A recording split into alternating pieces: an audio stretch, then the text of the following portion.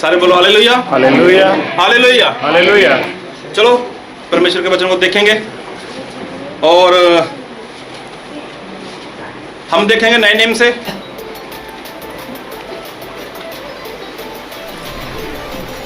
पहला तीमुथियुस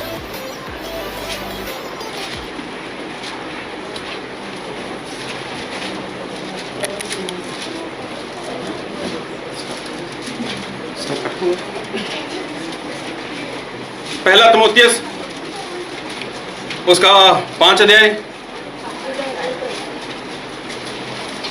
और हम पढ़ेंगे उसके पहला तीमुथियुस 5 अध्याय हम पढ़ेंगे 17 से लेकर उसके 25 तक। जो प्राचीन अच्छा प्रबंध करते हैं, विशेष करके वे जो वचन सुनाने और सिखाने में परिश्रम करते हैं, लोग उन्हें आदर के योग्य समझे जाए, क्योंकि पवित्र शास्त्र कहता है कि दावने वाले बेल का मुंह न बांधना, क्योंकि मजदूर अपनी मजदूरी का हकदार है। कोई दोष किसी प्राचीन पर लगाया जाए तो बिना दो या 3 गवाहों के उसको न सुन, पाप करने वालों को सबके सामने सजा दे, ताकि और लोग भी डरे। परमेश्वर और मसीह यीशु और चुने हुए स्वर्गदूतों को उपस्थित जानकर मैं तुझे चेतावनी देता हूँ कि तू मन खोलकर इन बातों को माना कर और कोई काम पक्षपात से न कर। किसी पर शीघ्र हाथ न रखना और दूसरों के पापों में भागी न होना। अपने आप को पवित्र बनाए रख।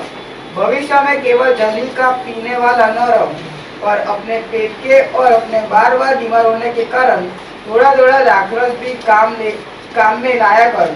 कितने मनुष्यों के पाप प्रकट हो जाते हैं और न्याय के लिए पहले से पहुंच जाते हैं और जितनों के पीछे से आते हैं। वैसे ही कितने भले काम भी प्रकट होते हैं और जो ऐसे नहीं होते वे भी छिप नहीं सकते। सारे बोलो हालेलुया, हालेलुया, हालेलुया, हालेलुया। ये परमेश्वर का वचन है और परमेश्वर का वचन परमेश्वर के आत्मा द्वारा लिखाया गया है और प्रभु यीशु मसीह ने कहा है कि आकाश और पृथ्वी टल जाएंगे, मेरे वचन कभी नहीं टलेंगे। सो सभी लोग अपना ध्यान परमेश्वर के वचन की ओर बना के रखना, क्योंकि हमारे परमेश्वर वो हमारे बीच में है और हमारे परमेश्वर कोई ऐसे वैसे परमेश्वर नहीं है, वो पवित्र परमेश्वर है। और अगर आज हम लोग अपना घर छोड़ के आए, अपना काम काज छोड़ के आए, तो हमारे परमेश्वर अपना स्वर्ग से छोड़कर वो हमारे बीच में आए। तो सभी लोग उस परमेश्वर को मान सम्मान दो, सभी लोग उस परमेश्वर को बहुत ही ध्यान से सुने, ताकि हम उस वचन के अनुसार जो परमेश्वर हमें सिखाने वाले हैं उसको समझ सकें, उसको ग्रहण कर सकें और उसके अनुसार हम जीवन जी सकें। और सबसे पहली बात कि मैं कोई पास्टर नहीं हूँ, ना आपकी संगत का और ना ही किसी संगत का। हाँ, मैं कोई पास्टर नहीं हूँ, किसी भी कलीसिया का मैं पास्टर नहीं हूँ। कोई ऐसा मत सोचना या ऐसा मत समझना कि मैं पास्टर हूँ, लेकिन मैं परमेश्वर का एक दास हूँ। और जिस तरह से परमेश्वर में इससे बात करते हैं तो वही बात मैं सामने बोल देता हूँ, भले कोई माने या ना माने। लेकिन जब मैं सब कुछ बोलूँ तो मैं अपनी ओर से आज़ाद हूँ। अगर मैं नहीं बोलता तो मैं फंसता हूँ, अगर मैंने बोल दिया मैं क्या हो गया, फिर फंसा कौन? सुनने वाले नहीं, ना मानने वाले। इसलिए फिर क्या करना है? शांति के साथ मान लेना। हो सकता है पहले आपको मुश्किल लगे, लेकिन बाद में वो आपके जीवन में अच्छा हो जाएगा। और हमारे परमेश्वर सही में यही चाहते हैं। हम वचन से देखेंगे इब्रानी उसका 13 अध्याय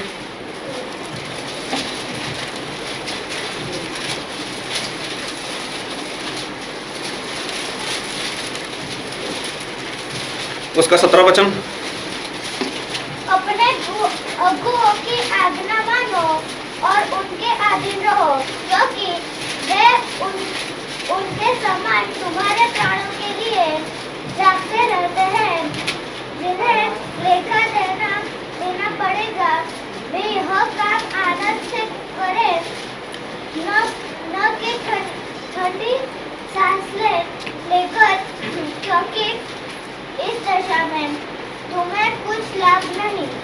सारे बोलो हालेलुया। हालेलुया।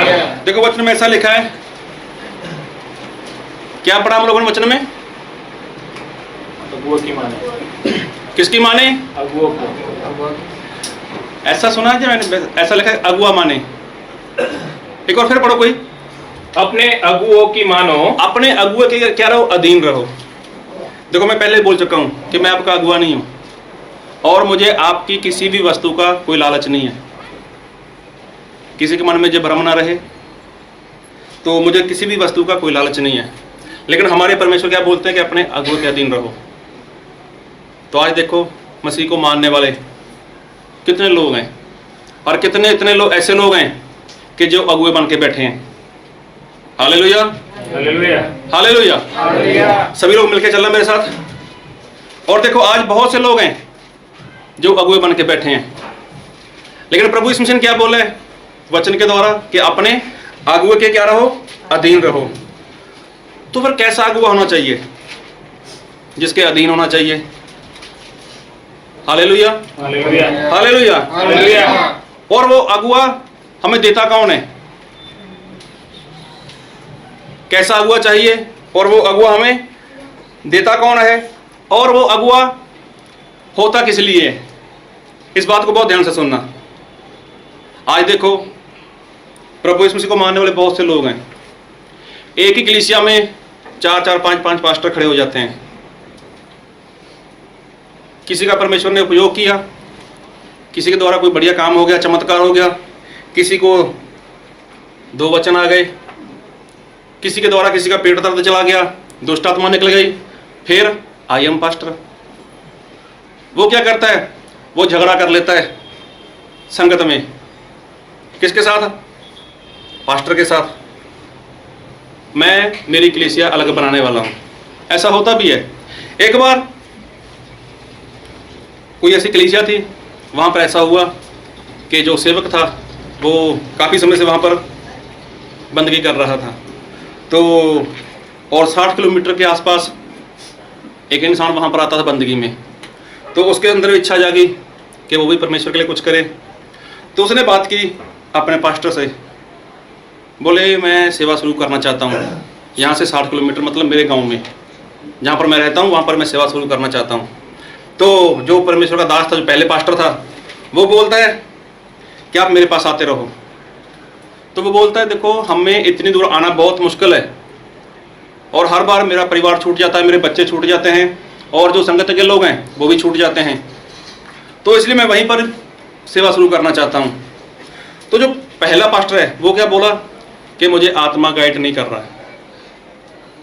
तो जो दूसरा था, जो खुद पास्टर बनना चाहता था, वो बोलता है मुझे तो आत्मा गाइड कर रहा है।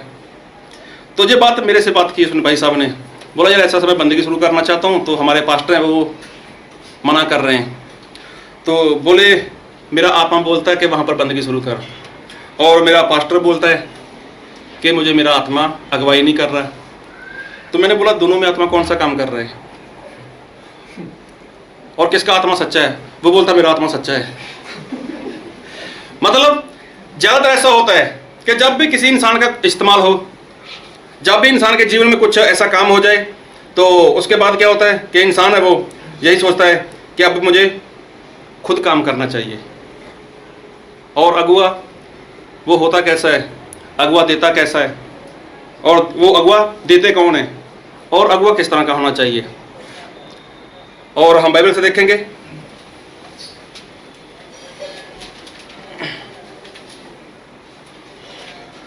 होशिया उसका 4 अध्याय उसका 6 वचन।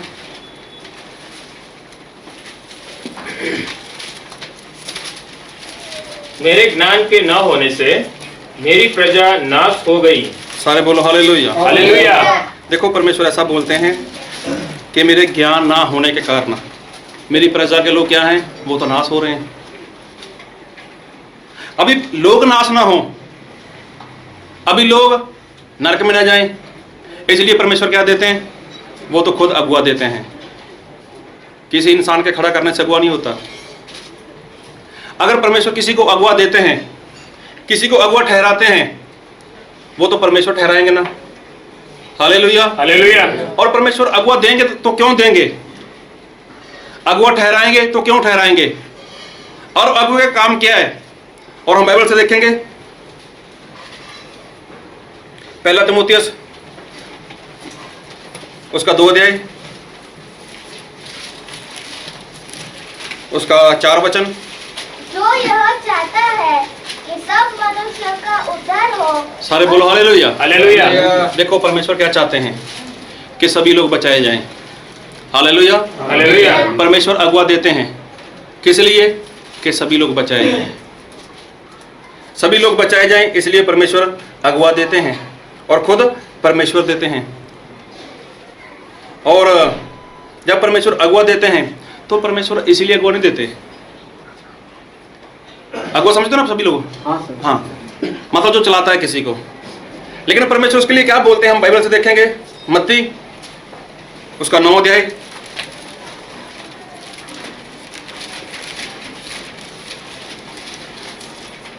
उसका 35 से पढ़ो, और शांति से पढ़ना, ऊंची आवाज में। और यीशु सब नगरों और गांवों में फिरता रहा और उनकी सभाओं में उपदेश करता और राज्य का सुसमाचार प्रचार करता और हर प्रकार की बीमारी और दुर्बलता को दूर कर रहा। देखो यहाँ पर ऐसा लिखा है कि जब प्रभु यीशु मसीह धरती के ऊपर थे तो प्रभु यीशु मसीह ने क्या किया, वो चमत्कार किए, खुशखबरी का प्रचार किया, जो बीमार लोग थे उनको चंगा कर दिया, और जो शैतान के जकड़े हुए लोग थे उनको प्रभु यीशु मसीह ने वहां से छुटकारा दे दिया।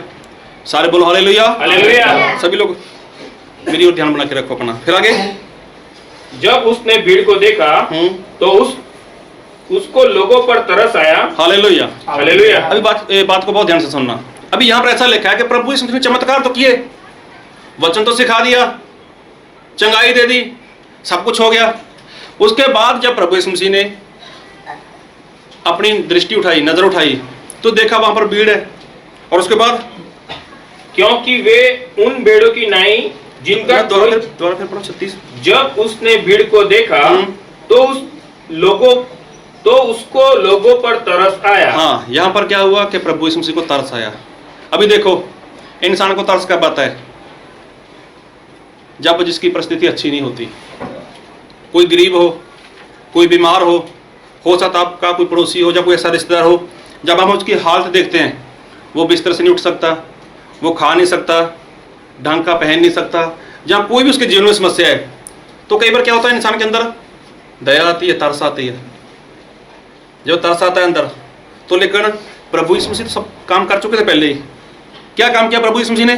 चंगाई दे दी, जो शैतान के बंधन में थे उनको छुटकारा दे दिया, और उनको वचन सिखा दिया। ये काम तो प्रभु यीशु मसीह कर चुके थे। उसके बाद तरस करने वाली बात क्या है? हालेलुया। हालेलुया। यहाँ पर ऐसा लिखा है, एक बार फिर पढ़ो 36 को। जब उसने भीड़ को देखा, देखो, भीड़ को देखा, लोगों को देखा, तो उसको लोगों पर तरस आया। प्रभु यीशु मसीह को तरस आया। देखो, चमत्कार हो गया, वचन आ गया, शैतान के जो बंधन में थे उनको छुड़ा लिया, तब तरस आता तो कुछ और बात थी। लेकिन ये सब कुछ हो चुका है, उसके बाद प्रभु यीशु मसीह को तरस आया। फिर आगे, क्योंकि वे उन भेड़ों की नाई जिनका कोई रखवाला न हो व्याकुल और भटके हुए थे। देखो, प्रभु यीशु मसीह को तरस आया उन लोगों के, उस भीड़ के ऊपर। क्यों? क्योंकि उनका कोई चरवाहा नहीं था, उनका कोई अगुआ नहीं था। तो प्रभु यीशु मसीह को अगुआ देते हैं। हालेलुया। हालेलुया। अगुआ प्रभु यीशु मसीह देते हैं। अगर प्रभु यीशु मसीह अगुआ देते हैं तो क्या अगुआ प्रभु यीशु मसीह ऐसे दे देते हैं? प्रभु यीशु मसीह अगुआ को पसंद करते हैं। मूसा के बारे में मैं बताना नहीं चाहता, बहुत बार सुना है हम लोगों ने, बहुत बार सीख चुके हैं, बहुत बार बाइबल में पढ़ा भी है कि मूसा भी इजराइल के प्रजा के लोगों को छुड़ाने के लिए गया था।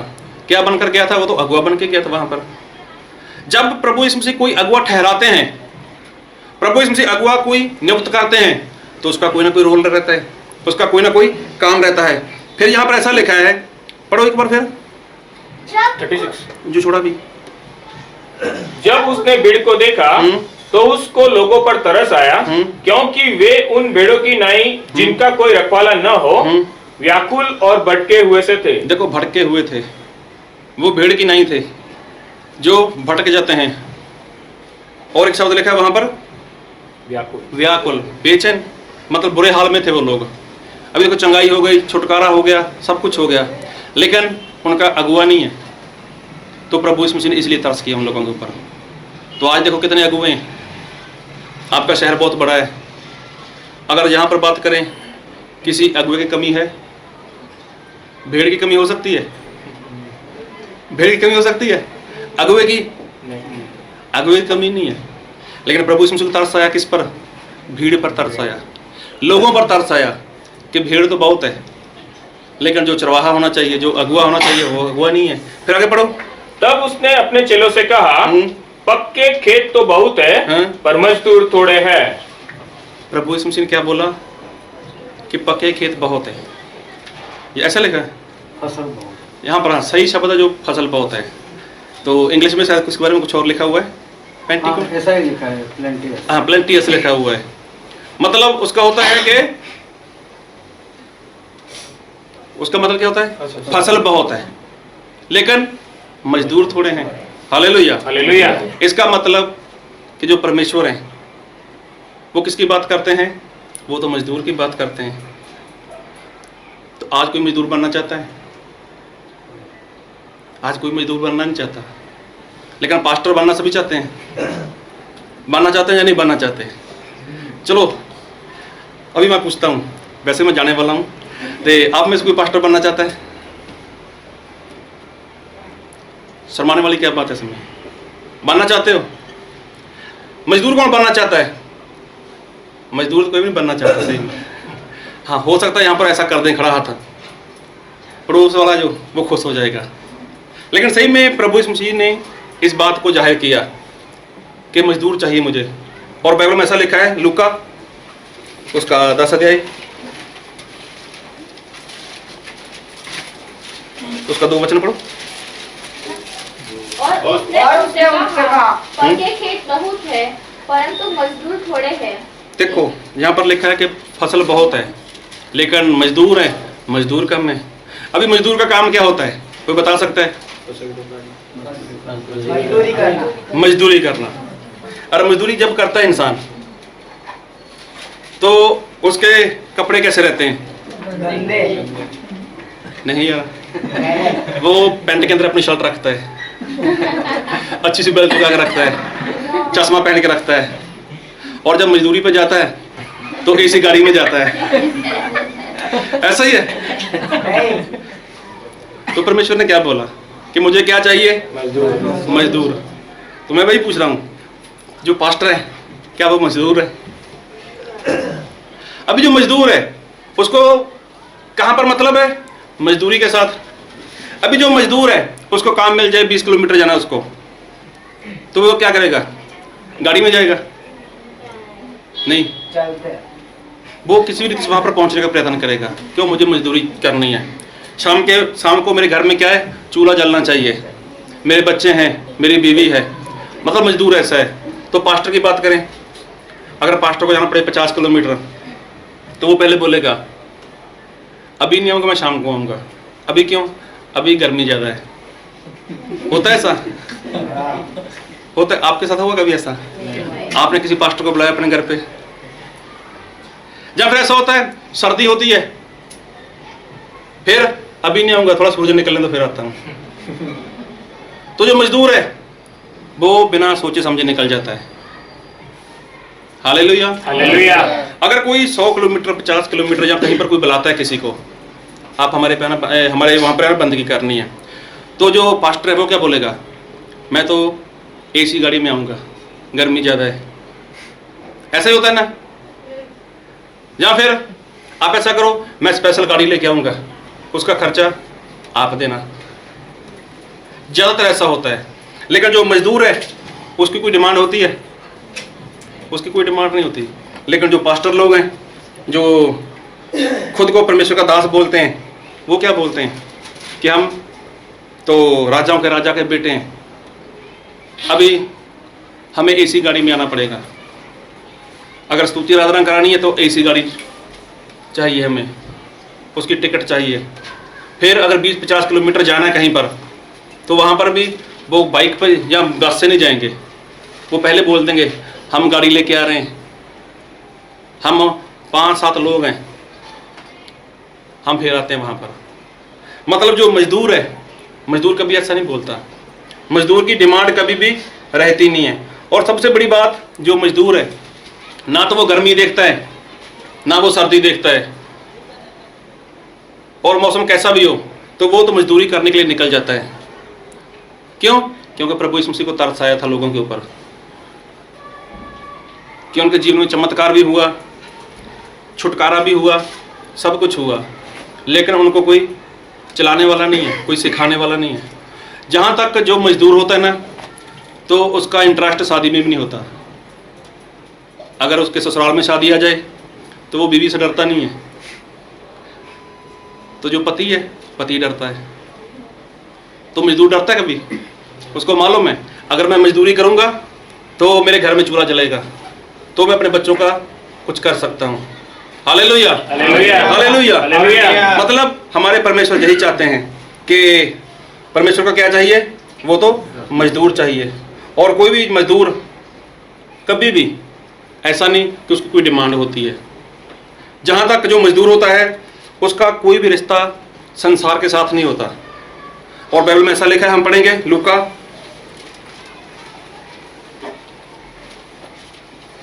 उसका 14 अध्याय, उसका 26 वचन। यदि कोई मेरे पास आए और अपने पिता और माता और पत्नी, देखो यहाँ पर ऐसा लिखा है, जो कोई मेरे पास आता है, प्रभु यीशु मसीह ऐसा बोलते हैं, अपने माता, अपने पिता, अपनी और पत्नी और बच्चों और भाइयों और बहनों, वरन अपने प्राण को भी अप्रिय न जाने, तो वह मेरा चेला नहीं हो सकता। हाँ देखो, चेला मतलब जो प्रभु यीशु मसीह के पीछे चलता है, उसके बारे में लिखा है कि वो फिर कभी भी संसार से ऐसा रिश्ता नहीं रखता। एक तरफ परमेश्वर का काम और दूसरी तरफ शादी, पार्टी या कुछ और प्रोग्राम, तो वो कभी भी ऐसा नहीं करेगा। तो उसको क्या मालूम है, मैं तो मजदूरी करने वाला हूँ, मेरी औकात ही क्या परमेश्वर के आगे। लेकिन वो क्या करता है, वो अपना सब कुछ छोड़ के परमेश्वर के पीछे चलता है। Hallelujah, hallelujah. वो क्या करता है, वो अपना रिश्ता संसार से तोड़ लेता है। अपना रिश्ता संसार से तोड़कर क्या करता है, वो तो परमेश्वर के पास चला जाता है, परमेश्वर का काम करता है, परमेश्वर की क्या करता है, वो तो आराधना करता है। अभी देखो, परमेश्वर ऐसे अगुए की बात करते हैं, परमेश्वर ऐसे सेवक की बात करते हैं। लेकिन आज देखो, ढेरों सारे ऐसे सेवक हैं, ढेर सारे पास्टर हैं, लेकिन मजदूर दिखाई नहीं देता। लेकिन सही में हमारे परमेश्वर को क्या चाहिए, वो तो मजदूर चाहिए। और जो मजदूर होता है वो क्या करता है, वो पहले परमेश्वर के पास जाता है, परमेश्वर के पास जाता है। और बाइबल से देखेंगे हम कुछ निर्गमन कुछ उसका 19 से उसका 16 से पढ़ो, ध्यान से पढ़ना।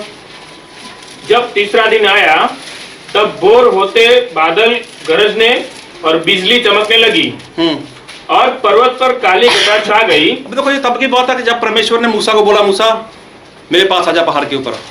अभी मूसा तो शुद्ध हो चुका था और इजराइल प्रजा के जो लोग थे वो भी शुद्ध हो चुके थे। अभी मूसा परमेश्वर को मिलने के लिए जा रहा है, तो तब क्या हुआ, एक बार फिर पढ़ो 16 से। जब तीसरा दिन आया तब भोर होते बादल गरजने और बिजली चमकने लगी। अभी देखो, बादल थे वो गरज रहे थे और बिजली भी वो चमक रही थी। फिर और पर्वत पर काली घटा छा गई। अभी पर्वत के ऊपर जो पहाड़ था उसके ऊपर काली घटा छा चुकी थी। फिर नरसिंगे का शब्द बड़ा भारी हुआ और छावनी में जितने लोग थे सब कांप उठे। तब मूसा लोगों को परमेश्वर से भेंट करने के लिए छावनी से निकाल ले गया और वे पर्वत के नीचे खड़े हुए।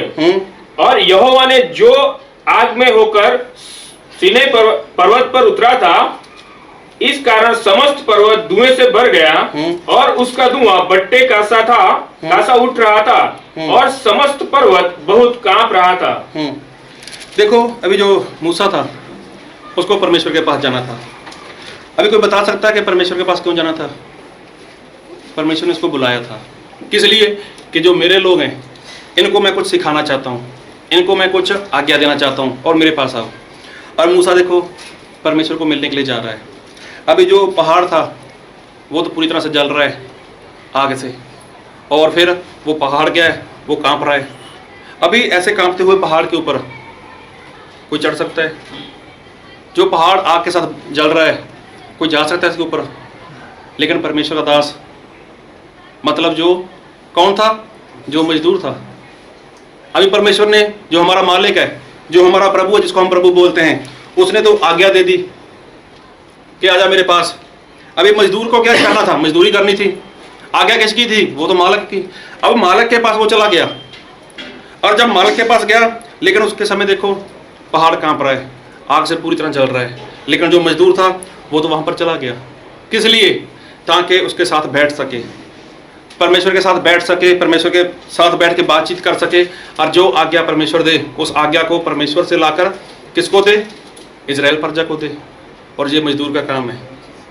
तो आज तो बहुत सारे ऐसे सेवक लोग हैं। एक बार मेरी किसी सेवक से बात हुई तो उसने ऐसा बोला कि मैं कभी भी बंदगी में जाता हूँ, मैं कभी बाइबल नहीं खोलता, ना मैं बाइबल पढ़ता हूँ, लेकिन जब मैं खड़ा हो जाता हूँ वहाँ पर तो ऐसे वचन दे देता हूँ मैं। हालेलुया। अभी वो कौन है? वो पास्टर है। लेकिन जो मजदूर होगा वो क्या सुनेगा? पहले परमेश्वर के पास बैठेगा, उसके साथ समय बिताएगा। फिर देखो मूसा वहाँ पर बैठा, वो बातचीत कर रहा है वहाँ पर। तो कई लोग ऐसा बोलते हैं कि हम जब खड़े होते हैं तो परमेश्वर तभी हमें वचन देता है। वो बात सही है, परमेश्वर देते हैं, लेकिन उससे पहले इंसान की कुछ जिम्मेवारी रहती है। अभी बहुत से तो ऐसे सेवक लोग हैं जिन्होंने बाइबल पूरा कंप्लीट नहीं किया, पूरा बाइबल कंप्लीट ही नहीं किया, लेकिन फिर भी वो लोग क्या बोलते हैं कि हम तो परमेश्वर के बेटे हैं, हम क्या परमेश्वर के वचन को बोल सकते हैं। हालेलुया। हालेलुया। मूसा की बात करें, मूसा तो परमेश्वर के पास गया। क्यों गया? क्योंकि पहले खुद मूसा ने सीखा, परमेश्वर से सीखा, उसके बाद वो इजराइल प्रजा के पास लेकर आया। और बाइबल में ऐसा लिखा है, हम पढ़ेंगे यूहन्ना उसका 14 अध्याय उसका 26 वचन। परंतु सहायक अर्थात पवित्र आत्मा, जिसे पिता मेरे नाम से भेजेगा, वह तुम्हें सब बातें सिखाएगा, और जो कुछ मैंने तुमसे कहा है वह सब तुम्हें स्मरण कराएगा। सारे बोलो हालेलुया। हालेलुया। देखो बाइबल में ऐसा लिखा है कि पवित्र आत्मा क्या करेगा? वो तुम्हें सारी बातें सिखाएंगे। और पवित्र आत्मा क्या है? वो तुम्हें सारी बातें मतलब याद दिलाएंगे। ये सारे काम किसका है? ये तो पवित्र आत्मा का है। लेकिन जिस दास के पास वो पवित्र आत्मा है, वही तो परमेश्वर के पास बैठेगा। बैठेगा क्यों? क्योंकि वो यही बोलेगा कि परमेश्वर आप बोलो, मैं क्या करूं। तो मतलब ऐसा अगुआ, ऐसा सेवक जो परमेश्वर के साथ समय बिताता है, पहले खुद सीखता है, फिर जाके वो लोगों को सिखाता है। तो आज ऐसे सेवक कहाँ पर मिलते हैं? आज ऐसे अगुए कहाँ पर मिलते हैं? तो प्रभु यीशु मसीह ने चाहे चमत्कार किया था, प्रभु यीशु मसीह ने चाहे बीमारों को चंगाई दे दी थी, प्रभु यीशु मसीह ने चाहे लोगों को मतलब शैतान के बंधन से आज़ाद कर दिया था, लेकिन प्रभु यीशु मसीह को उस भीड़ के ऊपर तरस आया। आज देखो चमत्कार नहीं हो रहे, आज बड़े बड़े चमत्कार हो रहे हैं, लेकिन लोगों का जीवन देखो, सच्चाई देखो।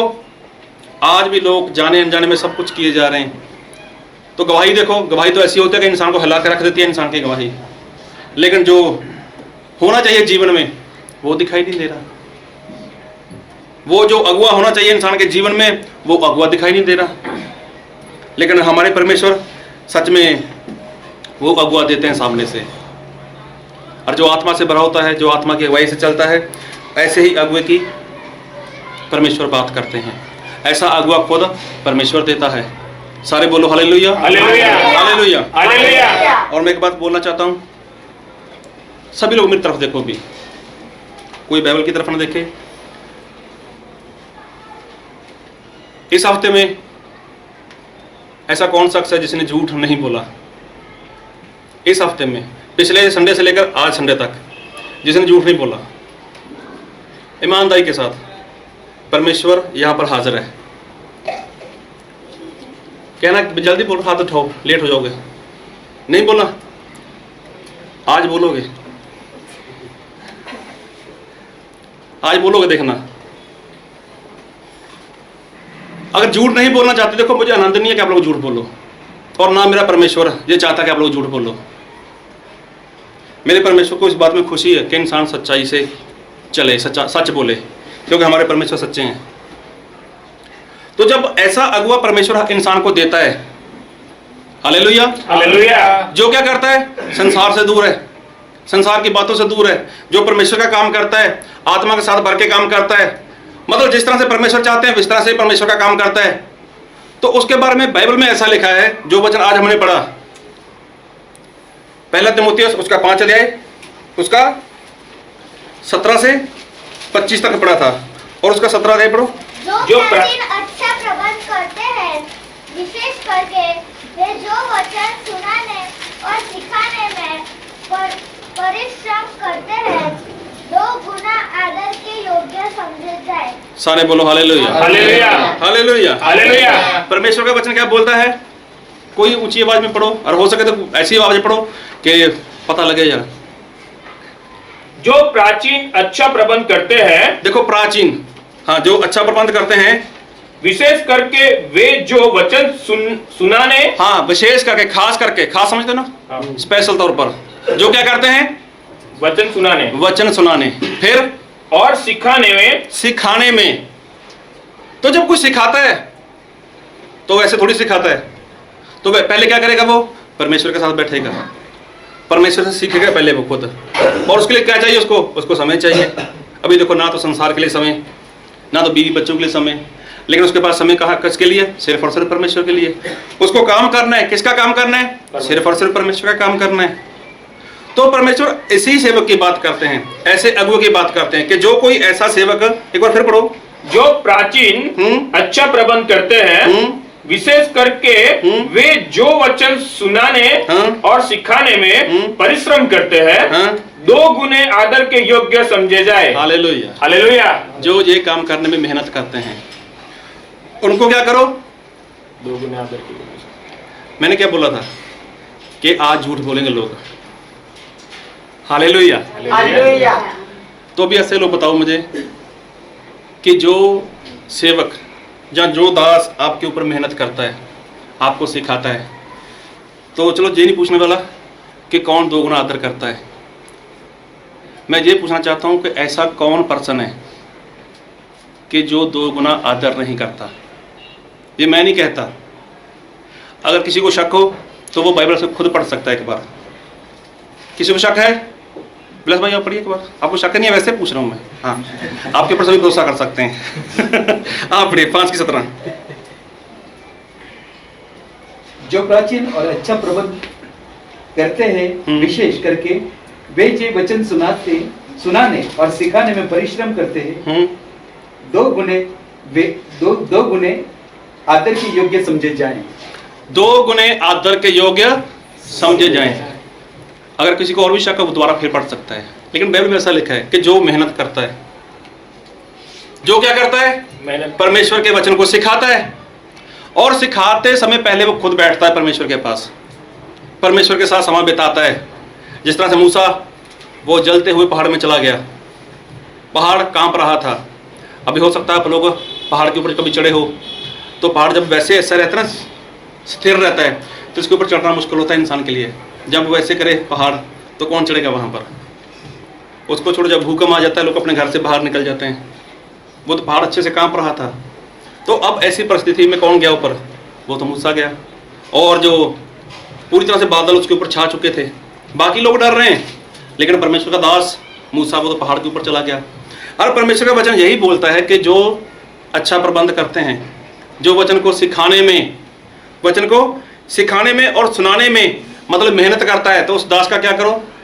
2 गुना आदर करो। तो अभी सच बोलोगे या झूठ बोलोगे? तो ऐसा कौन पर्सन है जो इस वचन को उल्टा करता है? हालेलुया। हालेलुया। ईमानदारी के साथ देखो, परमेश्वर यहाँ पर हाजिर है। मैं किसी को शर्मिंदा नहीं करने वाला, और ऐसा नहीं कि मुझे कोई मान सम्मान मिलने वाला है। परमेश्वर सचमुच हमसे बातचीत करना चाहते हैं। बाइबल में ऐसा लिखा है, याकूब उसका 2 अध्याय 10 वचन। कोई बात नहीं, कोई बता सकता है क्या लिखा वहां पर? बोलिए, कोई बात नहीं। जो सारे आज्ञाओं को माने लेकिन एक को पूरा ना करे, वो सारी आज्ञाओं में पूरा है। तो उससे अपराधी ठहरेगा वो। अगर अपराधी ठहर गया, सारी आज्ञा को मानता है, एक में अपराधी ठहर गया, तो वो कहाँ पे जाने वाला है? नरक में। कितनी हिम्मत के साथ बोलते हैं। तो इसका मतलब एक आज्ञा क्या करेगी? वो नाश में लेके चली जाएगी। तो क्या ये आज्ञा नहीं है? जहां परमेश्वर जहां पर विनती कर रहे हैं आप लोगों से, ये विनती नहीं है, ये आज्ञा है। परमेश्वर क्या बोलते कि मेरे दास का क्या करो? 2 गुना आदर करो। 2 गुना समझते हो ना? 2 गुना आदर करो। 2 गुना तो छोड़ो, मैं तो 1 गुना भी नहीं करते यार। क्या करते हो? चलो ईमानदारी के साथ, जितने लोग 1 गुना करते हैं, चलो उनके लिए फायदा है, 1 गुना तो करते हो ना। Hallelujah, hallelujah. अभी देखो परमेश्वर ने बोला कि 2 गुना आदर करना है। तो आज मैं एक बात पूछना चाहता हूँ। चलो किसी को ऐसा नहीं लग रहा कि शर्मिंदा कर रहा है मुझे? कोई बात नहीं, हो जाओ शर्मिंदा, उसमें फायदा ही आप लोगों का। तो हो सकता है मैं कुछ दिनों बाद जाने वाला हूँ यहाँ से। इसी बहाने याद तो क्या करोगे। तो देखो 2 गुना आदर है जो, कभी भी परमेश्वर का दास आपके घर पे आता है, आप लोग क्या करते हो? एक पानी का गिलास उसको देते हो, एक खुद पीते हो। तो क्या 2 गुना आदर है जी? आप 1 पियो, उनको 2 पिलाओ। हैं? आप चाय का 1 गिलास पीते हो तो 5 साहब को 2 पिलाओ। यही 2 गुना आदर है। या फिर कभी आपने उनको घर पे बुलाया, आइए हमारे घर पे खाना खाइए, आप 2 रोटी खा रहे हो, तो 2 गुना आदर चाहिए ना उसको। Hallelujah, hallelujah. बाइबल में क्या लिखा है? देखो अगर ऐसे बैठे रहोगे तो मुझे कोई परवाह नहीं है टाइम की। अगर मिलकर चलोगे मेरे साथ तो फिर अच्छा है। बाइबल में क्या लिखा है, क्या करना है? पास्टर का, अपने सेवक का, अपने दास का, अगुए का क्या करना है? 2 गुना आदर। तो जब आपके घर पे वो आते हैं, आप बुलाते हो उनको खाने पे, तो अगर आप 2 खाते हो तो उसको क्या करो? 4 खिलाओ। फिर तो आप बोल सकते हो ना कि हमने क्या किया? 2 गुना। अगर इस बात पे आपका सेवक मना करे तो उसको याद दिलाओ। Hallelujah, hallelujah. अगर आप भी भूलते हो तो ऐसा करो, एक बड़ी सी दीवार के ऊपर लिख के लगा दो, 1 तीमुथियुस 5 अध्याय, उसका 17 वचन। जब भी सेवक आए उसको बोलो देखो। उसके बाद देखना आप अपने सेवक को पहचान नहीं सकोगे। इतना बड़ा पेट और इतनी मोटी गर्दन, फिर ऐसे करेगा। मतलब देखो यहाँ पर हालेलुया, हालेलुया। यहाँ पर लिखा है कि 2 गुना आदर करो। अभी देखो ऐसा खाने पिलाने से आदर नहीं है। अभी हमारे पंजाब की बात करें तो आप बोलोगे हर बार पंजाब की बात करता है। मैं वहीं पर जवान हुआ हूँ, वहीं पर सब कुछ देखा है मैंने। अभी पंजाब में ऐसा होता है कि जब कोई इंसान, कोई सेवक किसी घर पे जाता है तो उसको पहले बड़ा सा पानी का गिलास दिया जाता है। उसके बाद स्पेशल उसके लिए ठंडे की बोतल 1 लीटर की या 2 लीटर की लेके आते हैं, 1 गिलास उसको पिला दिया जाता है। फिर बोलते हैं एक और ले लो, तो कई पीने वाले पी लेते हैं 2, लेकिन नहीं तो ज़्यादातर 1 गिलास इंसान लेता है, 100-150 ग्राम लेता है। Hallelujah, hallelujah. Hallelujah, hallelujah. 150-200 ग्राम वो लेता है। उसके बाद जो 1 लीटर की बोतल रहती है तो वो फिर कहाँ पर रहती है? वो तो परिवार में रहती है। तो जब बात करेंगे वो बाहर, हमारे घर पे कौन आया था? परमेश्वर का दास आया था। हमने क्या किया? 1 लीटर की बोतल लेके आए, कोल्ड ड्रिंक की, थम्स अप लेके आए, फेंडा लेके आए, जो भी लेके आए, तो फिर क्या सारी बोतल वही पी गया? उसने कितना पिया? 100 ग्राम, 150 ग्राम, बाकी वो तो खुद पिया। जब ऐसा होना चाहिए, आपने उसके ऊपर 60 रुपये खर्च कर दिए या 70 रुपये खर्च कर दिए, उसने जितना पिया बाकी उसको दे दो। लेकिन पीते खुद हैं, परिवार वाले पीते हैं, और बदनाम कौन होता है? बदनाम पास्टर को करते हैं। ऐसा मैं देखो, मैं कोई कॉमेडी नहीं कर रहा, ये रियल बात है। अगर किसी को शक हो तो मेरे साथ पंजाब आ जाना कभी। उसके बाद चाय तो हो गई ना, सॉरी ठंडा तो हो गया। उसके बाद बैठेंगे, फिर वो नमकीन लेकर आएंगे, बिस्कुट लेकर आएंगे, फिर चाय भी लेके आएंगे। अभी कई बार क्या होता है कि कोई सेवक वो 1 बिस्कुट खाएगा, और ज़्यादा से ज़्यादा एक आधा चम्मच वो नमकीन खाएगा, बाकी वहीं पे छोड़ देता है। अभी ज़्यादा नहीं तो 15-20 रुपये का बिस्कुट का पैकेट आता है और 10-15 रुपये का ही वो नमकीन आता है। कितना हो गया? 30 रुपये मान लो, चलो 30 नहीं 20 मान लो। अभी खाया कितना? एक बिस्किट। खाया कितना? एक चम्मच या आधा चम्मच नमकीन। तो बाकी किसके पास है? Hallelujah, hallelujah, hallelujah, hallelujah. बाकी तो परिवार वालों के पास है। तो क्या बोल सकते हैं कि ये दो गुना आदर है? आपके पास कभी परमेश्वर का दास आए, अगर आप एक कुर्सी पर बैठते हो ना, तो पास्टर साहब के लिए 2 कर दिया करो। ये कोई दो गुना आदर नहीं है। एक बार फिर पढ़ो उसको, 5 की 17। जो प्राचीन अच्छा प्रबंध करते हैं, विशेष करके वे जो वचन सुनाने और सिखाने में परिश्रम करते हैं, 2 गुने आदर के योग्य समझे जाए। देखो 2 गुना आदर के योग्य गिने जाए, उनको 2 गुना आदर देना चाहिए। कई बार क्या होता है कि इंसान, मैं अपने वहाँ की बात कर रहा हूँ, यहाँ का माहौल मैं नहीं जानता इतना, लेकिन वहाँ पर ऐसा होता है कि जब कोई इंसान अपने घर में बंदगी रखता है और उसमें वो क्या करता है, मटर पनीर या फिर वो चिकन या मटन रखता है बंदगी में, तो ज़्यादा नहीं तो वो 1000, 1200, 1500 खर्च कर लेता है उसमें। अभी जो पास्टर है उसके हिस्से में मटर पनीर कितना आया? 1 कटोरी। अगर ज़्यादा से ज़्यादा वो चिकन होगा तो कितना आएगा? 1 लेग पीस या 2 बोटी आ जाएंगी। अब इससे ज़्यादा वो खाएगा नहीं, तो खर्चा कितना किया? 1000, 1500, 1200 रुपया। तो कल लोग उठकर वो क्या बोलेंगे, हमारे घर पे पास्टर साहब आए थे, हमने 1500 खर्च किया। किसके ऊपर? पास्टर के ऊपर। क्या सारी सब्जी वो आपके घर से लेके चला गया? नहीं। जितना खाना पकाया था क्या वो लेके चला गया घर पे? नहीं। लेकिन सही में क्या होता है, पास्टर बदनाम होता है। तो परमेश्वर ने क्या बोला, जो मेरा सेवक है, जो मेरा दास है, उसका क्या करो? 2 गुना आदर करो। लोग इस तरह से आदर करते हैं। क्या हमारे परमेश्वर इसी तरह से चाहते हैं कि ऐसा आदर परमेश्वर का दास का किया जाए? Hallelujah, hallelujah. आप चाहते हो 1 गुना आदर करना चाहते हो या 2 गुना? 2 गुना। आप अकेले? कौन कौन चाहता है? तो फिर 2 गुना आदर है क्या? चलो 1 गुना आदर क्या है? 1 कप चाय, 1 रोटी? नहीं, ऐसा नहीं है। सबसे पहली बात कि देखो कि जो परमेश्वर का दास आ रहा है वो कहाँ से आ रहा है हमारे पास। मैं पहले बता चुका हूँ, मैं आपका पास्टर नहीं हूँ, एक बार फिर बताना चाहता हूँ। और मुझे आपकी किसी भी चीज़ का कोई लालच नहीं है। सभी अपना कान खोल लेना, कोई ऐसा मत सोचे। देखो कोई हमारे पास, हमारा ही सेवक, हमारा ही पास्टर आ रहा है, अगर वो आ रहा है तो कहाँ से आ रहा है? 5 किलोमीटर से, 10 किलोमीटर से, जो भी जैसा भी आ रहा है, कहीं से भी आ रहा है। जहाँ हमने किसी को बुलाया अपने घर पे, तो भी देखो वो क्या करेगा, वो 10, 15, 20 किलोमीटर से आएगा, 20 किलोमीटर वापस जाना। अभी आया किसके ऊपर? वो तो बाइक के ऊपर आया, उसमें उसका क्या गया? पेट्रोल खर्च गया। फिर उसने आधा घंटा परिवार में बैठा, वहाँ पर उनकी प्रॉब्लम, जो समस्या है, जो मुश्किल है, उसको सुना। सुनने के बाद क्या किया? उसने कुछ वचन सिखाया, प्रार्थना की, उसका घंटा चला गया वहाँ पर। अभी आने जाने का 40 किलोमीटर हो गया, मान लो ज़्यादा नहीं तो 1 लीटर पेट्रोल चला गया उसका। Hallelujah, hallelujah, hallelujah, hallelujah. 1 घंटा जो परिवार में बिताया, उसने कुछ वचन सिखाए, कुछ प्रार्थना की, 1 घंटा वो। अभी उसको मिला क्या?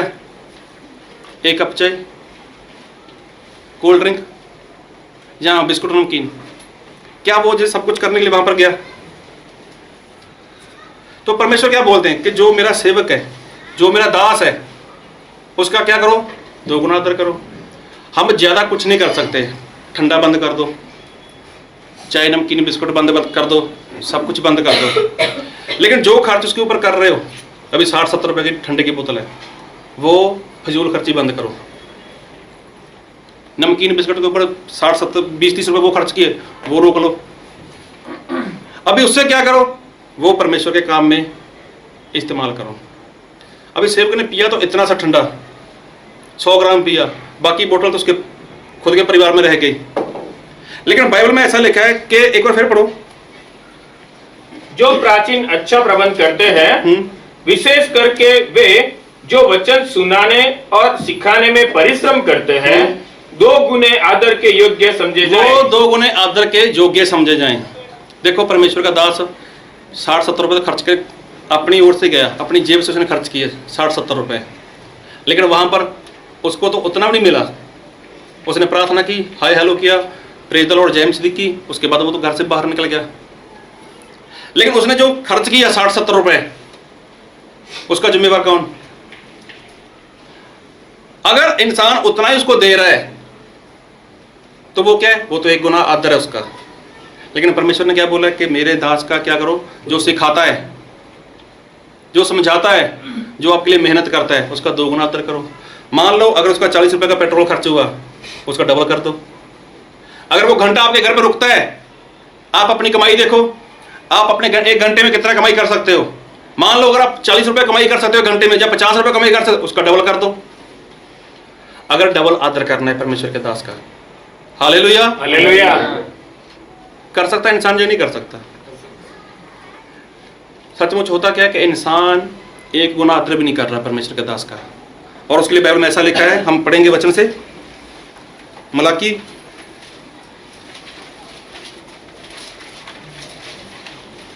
उसका 3 अध्याय,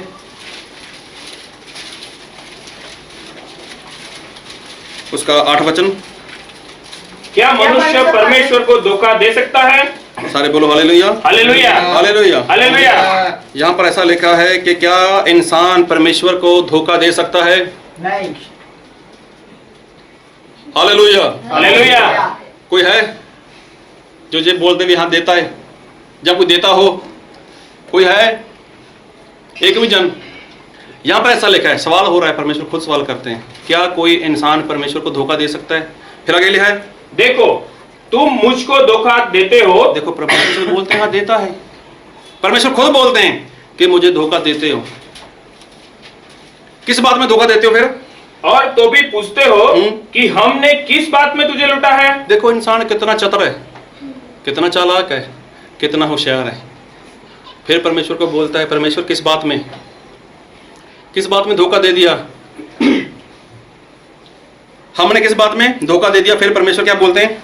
दशमांश और उठाने की भेंटों में। देखो परमेश्वर बोलते हैं कि दशमांश में, भेंट में क्या करते हो? धोखा देते हो।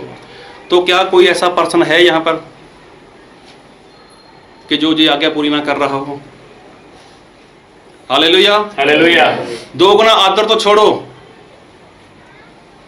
1 गुना आदर कोई कर रहा हो ईमानदारी के साथ, सच्चाई के साथ, कोई ऐसा पर्सन? परमेश्वर को ये सवाल हुआ। अभी परमेश्वर सवाल किसको करेंगे? बाहर वाले लोगों को? बाहर वाले लोगों को नहीं करेंगे, वो तो अपने लोगों को करेंगे जो उसके ऊपर विश्वास करते हैं, जो उसके अनुसार जीवन जीना चाहते हैं। परमेश्वर तो उन्हीं को सवाल कर रहे हैं, क्या कोई इंसान परमेश्वर को धोखा दे सकता है? परमेश्वर बोलते हैं हाँ दे सकता है। तो इंसान देखो करता सब कुछ है, लेकिन फिर भी मासूम होकर पूछता है, परमेश्वर कौन है जो धोखा देता है और किस बात में धोखा देता है? तो परमेश्वर बोलता है दशमांश में। और जहां पर लिखा है कि क्या कोई इंसान परमेश्वर को लूट सकता है? लूट सकता है कोई इंसान लूटने वाला? अब इतना बड़ा परमेश्वर जिसने आकाश बनाया, पृथ्वी बनाई, इतने बड़े परमेश्वर को कोई है लूटने वाला? तो इंसान बोलता कोई नहीं लूट सकता। अभी लूटने वाली बात देखो, जब इंसान घर पे होता है रात को, उसके घर पे चोरी हो जाए, तो वो इंसान कभी ऐसा नहीं बोलता कि मैं लुट गया, नहीं, वो बोलेगा मेरे घर पे चोरी हो गई। अभी इंसान सफर में जा रहा है, रोड पे जा रहा है, वहां पर 4-5 गुंडे लोग, मवाली लोग आ गए, उसको पकड़ लिया, उसको पीट दिया, पीट के उसका मोबाइल छीन लिया, उसका पर्स छीन लिया, जहाँ उसकी बाइक छीन ली, तो क्या बोलेगा वो? मेरे चोरी होगी, ऐसे बोलेगा? वो क्या बोलेगा? मैं तो लुट गया, मुझे तो लूट लिया। इसका मतलब जब कोई लूटता है किसी को, तो वो इंसान सोया नहीं रहता, वो तो जागता होता है। तो जब चोरी होती है तो वो सोया रहता है। तो परमेश्वर क्या बोलते हैं? मुझे लूट लिया। इसका मतलब परमेश्वर जाग रहे हैं। तो फिर चालाक कौन हुआ?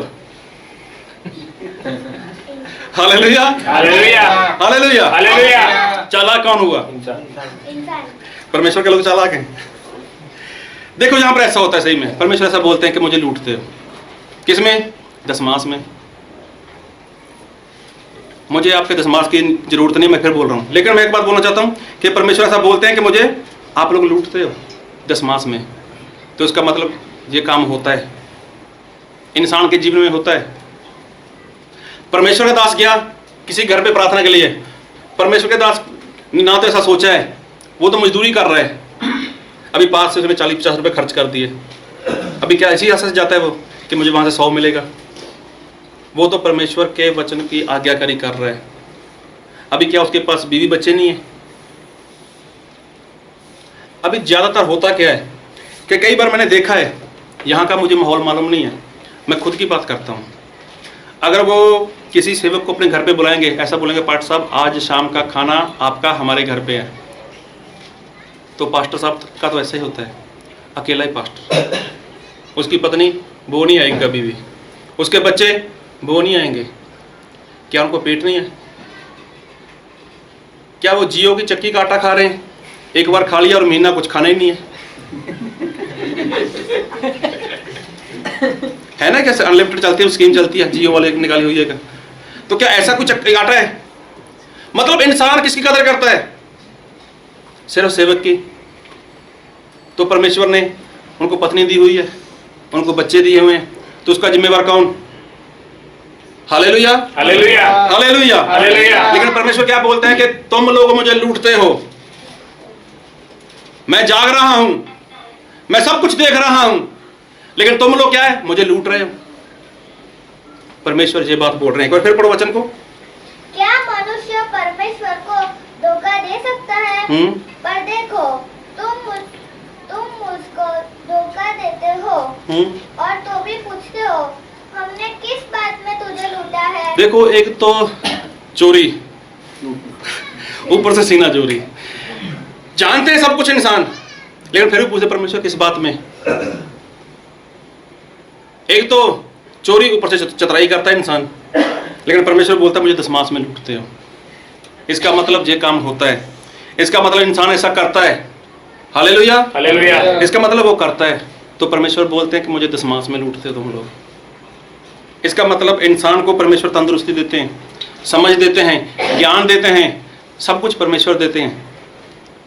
तो जो दशमास है वो परमेश्वर ने अपने लिए रखा हुआ है। क्यों रखा है? क्या परमेश्वर को आपके दशमास की जरूरत है? परमेश्वर को आपके दशमास की जरूरत है? नहीं। लेकिन इंसान देखो कितना चतुर है। मैं एक बात पूछना चाहता हूं, जब इंसान कमाई करता है, उसको पैसे मिलते हैं, उसको पहले मिलते हैं, उसको मिला पहले होता है, जहां देता पहले वो।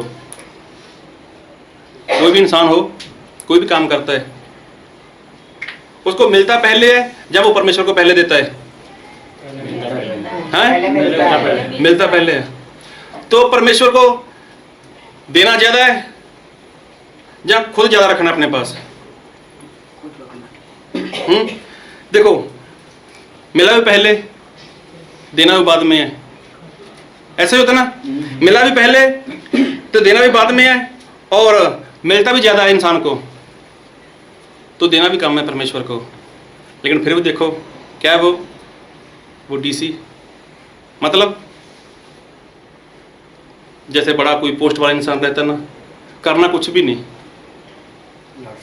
हाँ, मिला भी पहले, देना भी बाद में, मिला भी ज्यादा और देना भी थोड़ा है, लेकिन फिर भी देखो इंसान है जो वो लाट साहब बना फिरता है, वो लाट साहब बना फिरता है। मतलब कि जिस तरह से उसको करना चाहिए उस तरह से वो करता नहीं है। लेकिन देखो हमारे परमेश्वर ने यही बोला है कि जो मेरा सेवक है उसको क्या करो? उसको 2 गुना अतर करो। लेकिन ऐसा होता है कि जो सेवक है, जो सच्चा सेवक है, वो कभी गड़बड़ी नहीं करेगा। लेकिन मैं बहुत से ऐसे लोगों को मिलता हूँ कि जो अपना साइड बिजनेस खोल के बैठे हुए हैं। Hallelujah, hallelujah. एक बार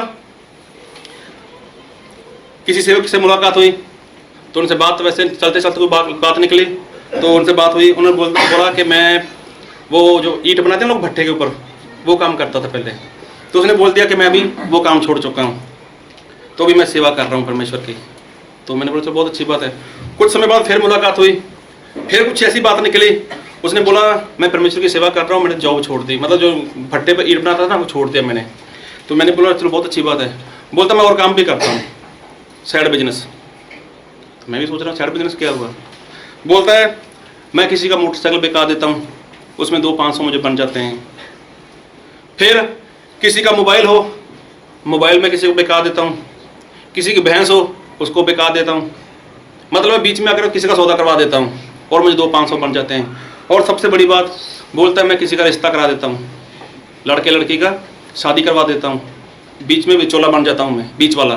तो मुझे वहाँ से 5,000 मिल जाते हैं, मुझे 10,000 मिल जाते हैं और मैं परमेश्वर की सेवा भी कर रहा हूँ। अभी देखो ज़्यादातर लोग बोलते हैं कि साइड बिजनेस हम करते हैं। तो जो साइड बिजनेस है इंसान का वो 6 दिन चलता है। तो जो मेन बिजनेस है हालेलुया हालेलुया हालेलुया, हालेलुया। जो साइड बिजनेस है वो कब तक चलता है? 6 दिन तक। और जो मेन है, तो उनका कहने का मतलब यही है ना कि हमारा मेन बिजनेस है कौन सा है? वो तो यही बंदगी करना है। बंदगी करना हमारा मेन बिजनेस हो गया। लेकिन परमेश्वर ने क्या ऐसा काम करने के लिए इंसान को चुना है? परमेश्वर ने क्या बोला? मेरा मजदूर बन। मेरा क्या बन? मेरा मजदूर बन, और जो मैं काम कहता हूँ वो काम तू कर। लेकिन ऐसा होता है, उसका जिम्मेवार कौन? हम वचन से देखेंगे नेहमिया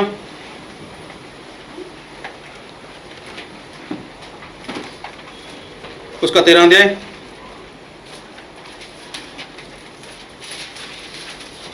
उसका 10 वचन पढ़ो।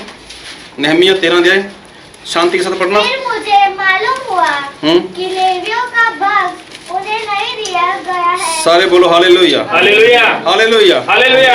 जहाँ पर देखो परमेश्वर का दास एक बात कर रहे हैं। क्या बात कर रहा है? कि मुझे मालूम हुआ कि जो लेवी लोग हैं, अभी इसके बारे में हम ज़्यादा नहीं देखेंगे, लेकिन लेवी के बारे में थोड़ा बताना चाहता हूँ कि जो लेवी लोग हैं वो परमेश्वर के चुने हुए लोग थे। परमेश्वर ने लेवी को चुना था कि सिर्फ और सिर्फ मेरा काम करना है, कोई काम धंधा नहीं करना। Hallelujah hallelujah. ऐसा ही है, भी कोई काम धंधा नहीं करना, लेकिन जो कुछ मिलेगा वो मैं तुझे दूंगा। लेकिन यहाँ पर ऐसा हुआ, एक बार फिर पढ़ो। फिर मुझे मालूम हुआ कि लेवियों का भाग उन्हें नहीं दिया गया है। देखो परमेश्वर का दास ऐसा बोलता है कि मुझे पता चला कि जो लेवी लोग हैं, जो परमेश्वर के जाज के लोग हैं, जो परमेश्वर के दास लोग हैं, जिनको परमेश्वर ने चुना था, उनको उनका हिस्सा जो था वो नहीं मिला। और इस कारण काम करने वाले लेवीय और गवैये अपने अपने खेत को भाग गए हैं। देखो वो लोगों ने परमेश्वर का काम छोड़ दिया। Hallelujah hallelujah hallelujah. हालेलुया। परमेश्वर ने चुना था उनको, किस लिए? कि मेरा काम करो, मेरे मजदूर बनो, मैं तुम्हें बताऊंगा क्या करना है, किस तरह से करना है। अभी ये लोगों ने ऐसा किया, सब कुछ छोड़ दिया, परमेश्वर के पीछे चल रहे हैं। और परमेश्वर ने क्या बोला था? कि तुम्हारा पालन पोषण करना, तुम्हारे बच्चों के लिए, तुम्हारी पत्नी के लिए, वो सब कुछ देखना मेरी जिम्मेवारी है। तो इन लोगों ने यही काम करना शुरू कर दिया। लेकिन जब काम करना शुरू कर दिया, लेकिन सामने से जिनके लिए ये काम करते थे, जब इनको कुछ मिला ही नहीं, तो ये लोग कब तक देखते? इन लोगों ने उनको छोड़ दिया और कहाँ पर चले गए? खुद खेत में चले गए काम करने के लिए। फिर आगे, तब मैंने हाकिमों को डांट कर कहा। देखो अभी परमेश्वर का दास उन पे गुस्सा कर रहा है, उनको उनसे झगड़ा कर रहा है। क्या कहा? परमेश्वर का भवन क्यों त्यागा गया है? फिर मैंने उनको इकट्ठा करके एक एक को उसके स्थान पर नियुक्त किया। देखो परमेश्वर का दास फिर उनको इकट्ठा कर रहा है। तुम्हारा ये काम नहीं है कि तुम परमेश्वर का काम छोड़कर कोई और काम करो। Hallelujah hallelujah. लेकिन देखो उनका जो बनता था, 2 गुना तो छोड़ो, उनका 1 गुना आदर भी नहीं हो रहा था। तो यहाँ पर किसकी गलती है? Hallelujah hallelujah. यहाँ पर विश्वासी की गलती है, जहाँ लेवी की गलती है। Hallelujah hallelujah. डरो मत, आपको कोई पास्टर कुछ नहीं बोलने वाला, पूरे हौसले के साथ बोलो। विश्वासी की गलती है या पास्टर की गलती है? वहां पर सेवक की गलती। विश्वासी की गलती क्यों थी? उसको खड़ा किसने किया था? तो क्या परमेश्वर उसका बुरा नहीं कर सकते थे? Hallelujah hallelujah. दोनों की गलती वहां पर। जब परमेश्वर ने उनको चुना है, जब परमेश्वर ने उसको ठहराया है, तो क्या परमेश्वर पूरा नहीं कर सकते थे? तो यहाँ पर लेवी ने भी विश्वास छोड़ दिया अपना, मेरा कुछ हो नहीं रहा, मेरा गुजारा नहीं हो रहा। लेकिन एलिया के बारे में देखो, जब एलिया ने अहाब राजा को बोला कि जब तक मैं नहीं बोलता तब तक बारिश नहीं होगी, तो देखो उसके लिए गुजारा हुआ या नहीं हुआ? हुआ ना? हुआ। तो एलिया को किसने पसंद किया था? तो कई बार क्या होता है, इंसान परमेश्वर का काम करते करते वो छोड़ देता है। अभी देखो, एक आम इंसान की बात करें, एक आम इंसान के घर का जो खर्चा है वो एक दिन का कितना हो सकता है? Hallelujah, hallelujah. एक आपके शहर की बात करूं, आपका शहर काफी बड़ा है, आपके शहर में एक आम इंसान को खाने के लिए, मतलब मान लो 5 मेंबर घर में है, उनका चूल्हा एक टाइम का चलाने के लिए कितना खर्च चाहिए? जो शादीशुदा है वो अच्छे से बता सकते हैं। खाते नहीं आप लोग? बोलो यार, मैं कौन सा कुछ लेने वाला हूं किसी से? 500 तो कम से कम। एक दिन का 500 ऐसा है? नॉर्मल बोल रहा हूं मैं, उसमें चिकन मटन वगैरह कुछ नहीं है, सिर्फ नॉर्मल की बात करता हूं मैं। गैस खर्च हो गया, बिजली हो गया, बच्चों की स्टडी होगी, अब मतलब जो घर में हम लोग सर्फ सोडा इस्तेमाल करते हैं, साबुन इस्तेमाल करते हैं, मतलब ऐसा नॉर्मल जो भी है, नॉर्मल खर्चा कितना? 300 बोलते, 400 बोलते, 500 बोलते, 200-300 हैं? 200-300 हो जाएगा?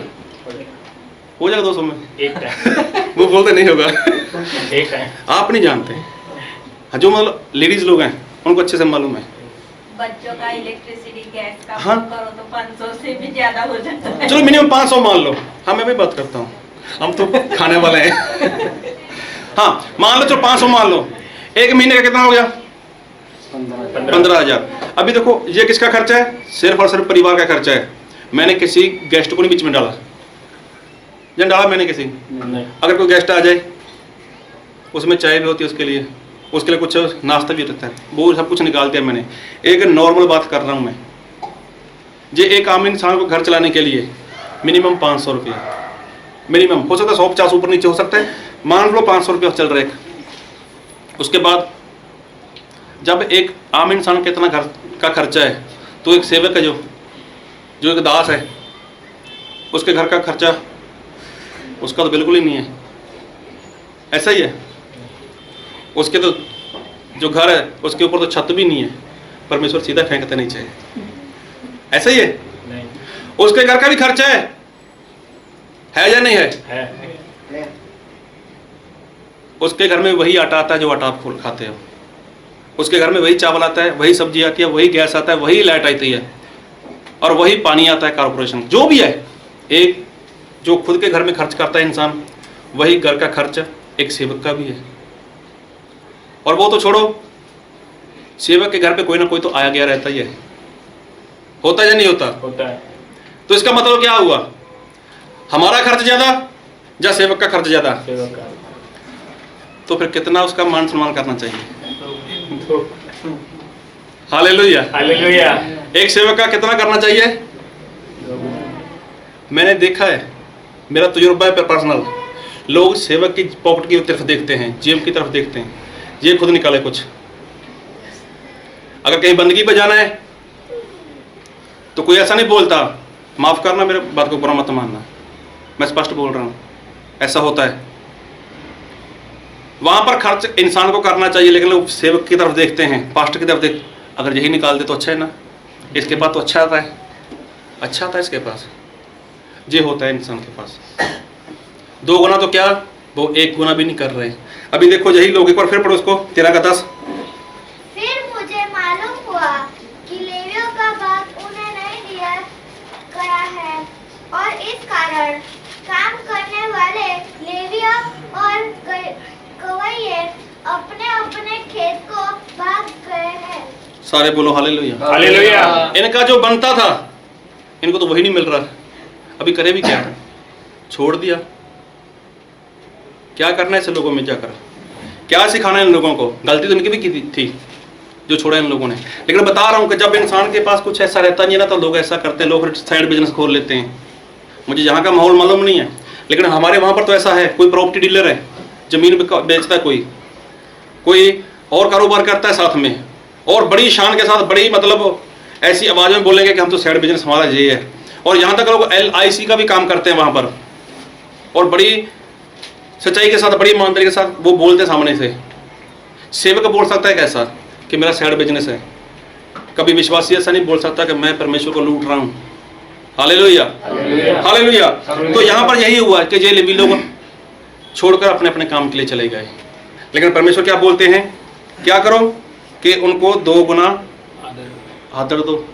मतलब जो वो खर्च करता है, जो उसने खर्च किया है, आपके ऊपर 100 रुपया खर्च आया, 50 आया, जो भी आया, तो क्या करना हमारा फर्ज है, उसका 2 गुना करना चाहिए, 2 गुना करना चाहिए। अगर कहीं पर बंदगी में जाना है, कोई गाड़ी आ गई या जो भी आ गया, यहाँ का नहीं मालूम, मैं बता रहा हूँ ऐसा होता है कि खुद सेवक अपनी जेब से निकालता है, तो किसी भी ऐसे विश्वासी में हिम्मत नहीं रहती, किसी ऐसी विश्वासी में ताकत नहीं रहती कि कोई बात नहीं, हम है ना, हम करेंगे। लेकिन वो देखते हैं इसके पास अच्छा आता है, इसको काफ़ी मिलती है, काफ़ी कुछ मिलता है इसको बाहर से, तो इंसान की नज़रें कहाँ पर लगी हुई हैं, वो सेवक की पॉकेट के ऊपर लगी हुई है। होता है या नहीं होता? आप लोगों ने किया कभी? यहाँ पर चुप क्यों हो जाते हो? मानो ना, सबके सामने मानो कि हमने ऐसा किया है। नहीं किया है, करते हैं साल सभी लोग। करते हैं। तो मैंने पहले बोला है कि मुझे आपके रुपए पैसे की ज़रूरत नहीं है, मैं तो यहाँ पर 2, 4, 5 दिन हूँ, तो मैं जा सकता हूँ बाद में, मुझे आपका कोई फ़ायदा नहीं है, मैं स्पष्ट बोल रहा हूँ, और ना मैं किसी को अपना अकाउंट नंबर दे रहा हूँ। मैं सही बता रहा हूँ आप लोगों को। तो साबित क्या करना चाहते हो आप लोग? क्या लगता है जैसा कर रहे हो आप लोग स्वर्ग में चले जाओगे? एक तो आप परमेश्वर को लूट रहे हो, ऊपर से परमेश्वर के दास को लूट रहे हो। कहां पर पूरा करोगे ये सब कुछ? परमेश्वर तो बोलता है मेरे दास का 2 गुना आदर करो, खाना खिलाना, चाय नाश्ता कराना जे आदर है। अरे जो आपके ऊपर खर्च कर रहे हैं, वो जितना खर्च किया उन लोगों ने आपके ऊपर, उसका 2 गुना करो ना। तो कई बार ऐसा ही होता है, पास्टर साहब आपके लिए आना हमारे घर पे, आपके लिए खाना है, तो बीवी बच्चों कहां फेंक के है वो? जब आप उनके घर पे जाते हो, वहां पर आपको चाय नाश्ता मिलता है, सब कुछ मिलता है, तो क्या आपका फर्ज नहीं बनता? आपका फर्ज बनता है। क्यों अपने फर्ज से भाग जाते हो? तो यहां पर यही हुआ, लेवी लोगों ने वो काम छोड़ दिया और जाके अपने अपने काम के लिए खेत में जाके काम करने लगे। क्या उनका ये काम था? परमेश्वर ने इस काम के लिए परमेश्वर ने उनको चुना था कि फिर तुम वही काम करना, लेकिन परमेश्वर ने किया था नहीं, तुम मेरे लोग हो। हालेलुया, परमेश्वर ने उनको बोला था तुम मेरे लोग हो। लेकिन परमेश्वर बोलते हैं, क्या कोई इंसान परमेश्वर को लूट सकता है? तो परमेश्वर बोलते हैं हाँ, तुम लोग मुझे लूट रहे हो। आज इंसान को दशमांश निकालना बहुत मुश्किल हो चुका है। मैं स्पष्ट बोल रहा हूं, आज मैं शरीर की बात नहीं कर रहा। 2.5 घंटे वो तो बात हो चुकी है पिछले मंगलवार हमारी, उसमें तो आप चोर निकल गए, डाकू लुटेरे, उसमें तो कम से कम ये तो करके दिखाओ ना।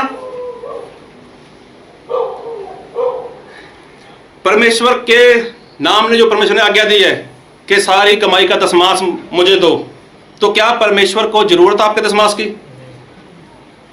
तो ये आज्ञा क्या विश्वासी के लिए है कि दशमांश विश्वासी को देना है? नहीं, ये आज्ञा किसी और के लिए भी है। हम देखेंगे बाइबल से, पढ़ो मेरे साथ।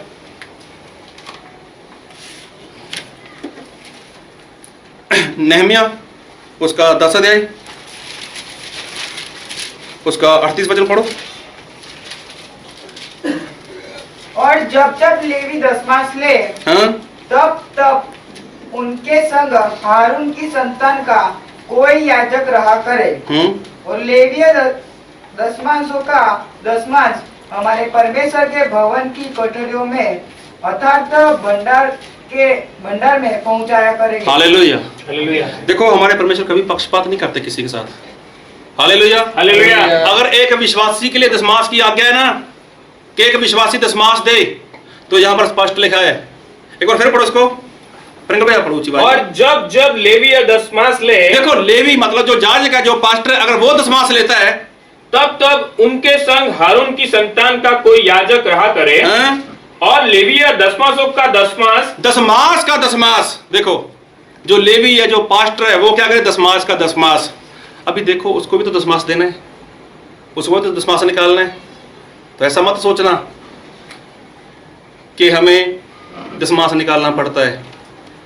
जो सेवक है, जो पास्टर है, या जो परमेश्वर का दास है, उसको भी दशमास का दशमास निकालना पड़ता है। अगर मान लो उसको कहीं बाहर से 100 मिला है तो उसको कितना निकालना पड़ेगा? 10 तो निकालना पड़ेगा। अभी उसके पास बचा क्या? 90। घर का खर्चा कितना? वो तो 500 रुपया। तो क्या करे वो? अभी शेयर बिजनेस कर ले। कल चलकर किसी को जरूरत पड़ेगी कि मेरे पास आ जाओ प्रार्थना के लिए, तो वो बोलेगा भाई मेरे घर में बच्चे भूखे हैं। अगर जो परमेश्वर का दास आत्मा से चलता है, जो आत्मा से परमेश्वर की सेवा करता है, वो तो कभी परमेश्वर को छोड़ेगा नहीं और कभी ऐसी गलती करेगा नहीं। एलिया के लिए मैं बात कर रहा हूं, मैं पढ़ाना नहीं चाहता, लेकिन जो लेवी लोगों ने छोड़ा था वहां पर उन्होंने गड़बड़ी कर दी। अभी ऐसा होता है ज्यादातर कि घर में तो चूल्हा नहीं जल रहा तो इंसान सेवा कर रहा है, तो किस काम की सेवा? इसका मतलब जहां तो वो खुद अच्छे से सीख नहीं पाया, जहां तो परमेश्वर ने उसको चुना ही नहीं है। ये आज्ञा सिर्फ विश्वासी के लिए नहीं है कि आप दशमास दो। परमेश्वर क्या बोलते हैं? ये दशमास लेवी के लिए भी है कि वो दशमास का दशमास दे। एक वचन और पढ़ो मेरे साथ, गिनती उसका 18 अध्याय उसका 26 वचन।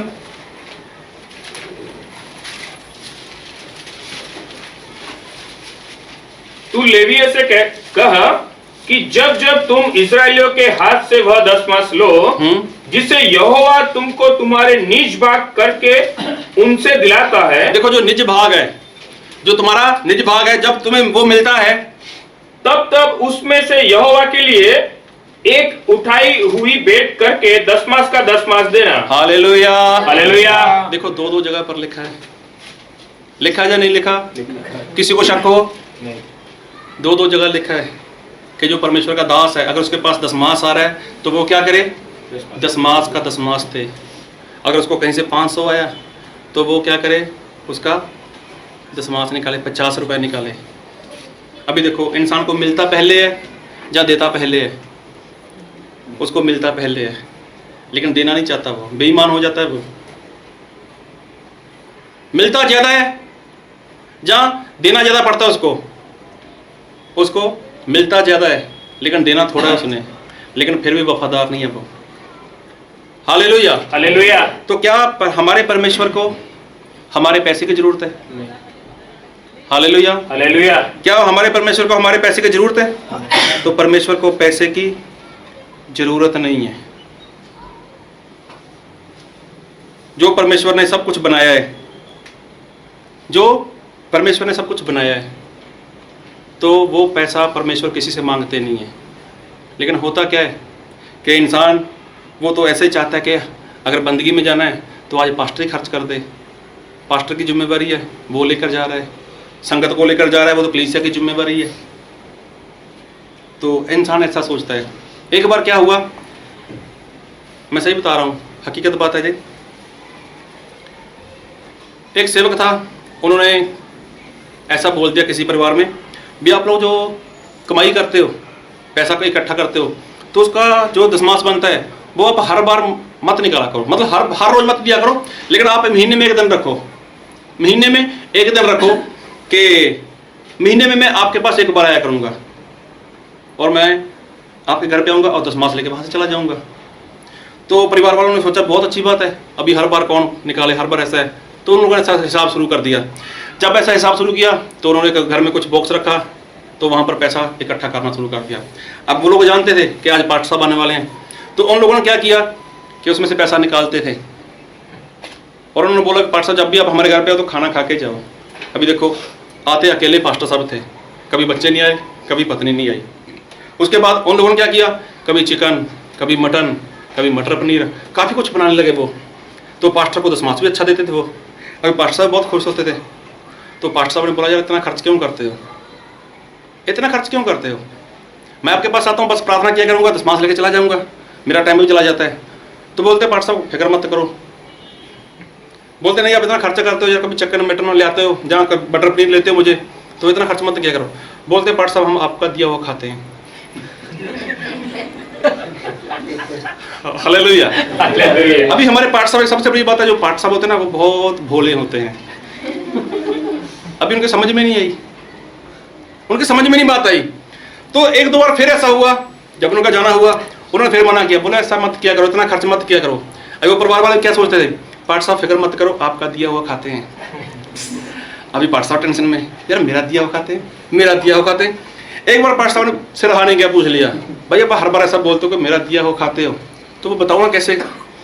तो उन्होंने बोला कि जब हम दशमास निकालते हैं तो हमें मालूम है आप इस तारीख को हमारे पास आने वाले हो, तो हम उसमें से 500-700 रुपये निकाल लेते हैं, उसी में से चिकन लेके आते हैं, उसी में से मटन लेके आते हैं, और जो भी हम खाना खाते हैं परिवार वाले, हम सारा खर्च उसी में से करते हैं।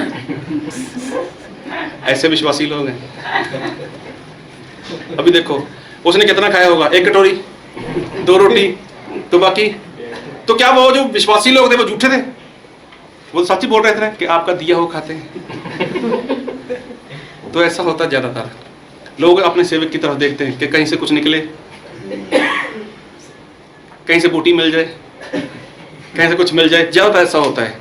एक बार हकीकत बात बता रहा हूं, मैं किसी परिवार में बैठा था, तो वहां पर यही बात निकली। तो मैं तो कभी बाहर करता नहीं बात, लेकिन वो मेरी पहचान वाले थे, तो उन्होंने ऐसा बताया कि हम दशमास निकालते हैं, लेकिन हम महीने में एक बार बंदगी में जाते हैं।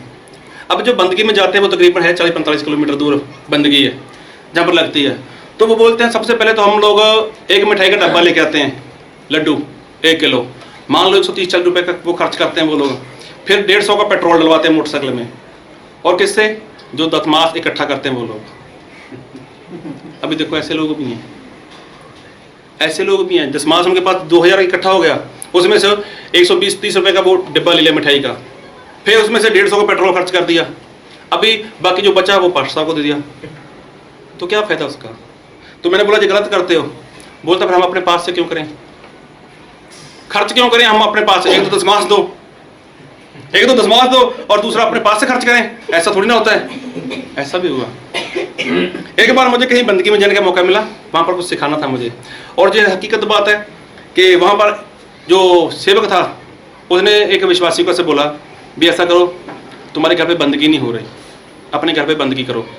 नहीं, उसने ऐसा बोला कि तुम्हारा दशमास नहीं आ रहा, यहाँ पर रजिस्टर आपका काफ़ी टाइम से उसका नाम नहीं आया। उसने बोला देखो मैं घर पे बंदगी करवाता हूँ ना, हर महीने मेरे घर से बंदगी बंद कर दो, और जो खर्च मैं बंदगी में करता हूँ वो यहाँ पर दे दूंगा मैं। तो इंसान इस तरह से काम करता है। लेकिन परमेश्वर ने क्या बोला कि जो दशमास है उसमें तुम लोग मुझे क्या करते हो, लूटते हो। Hallelujah, hallelujah. लूटते हैं या नहीं लूटते लोग, वो लूटते हैं। तो क्या परमेश्वर को हमारे दशमास की पड़ी है, क्या परमेश्वर को हमारा दशमास चाहिए? अगर जो परमेश्वर हमें 100 दे सकते हैं तो क्या 10 लेकर वो खुश हो जाएंगे? नहीं। और हम बाइबल से पढ़ेंगे वचन, पहला कुरिन्थी उसका 9वां अध्याय, उसका 9 वचन से पढ़ो। क्या व्यवस्था भी यही नहीं कहती? क्योंकि मूसा की व्यवस्था में लिखा है कि दावने में चलते हुए बैल का मुंह न बांधना। क्या परमेश्वर बैलों ही की चिंता करता है? या विशेष करके हमारे लिए करता है? हाँ, हमारे लिए ही लिखा गया, क्योंकि उचित है कि जोतने वाला आशा से जोते और दावने वाला भागी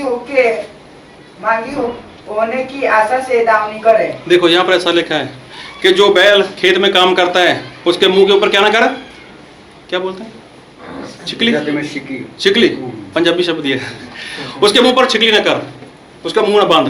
क्यों? वो तो मेहनत करता है, वो तो काम करता है, जब उसको कुछ मिलेगा ही नहीं तो वो कुछ करेगा।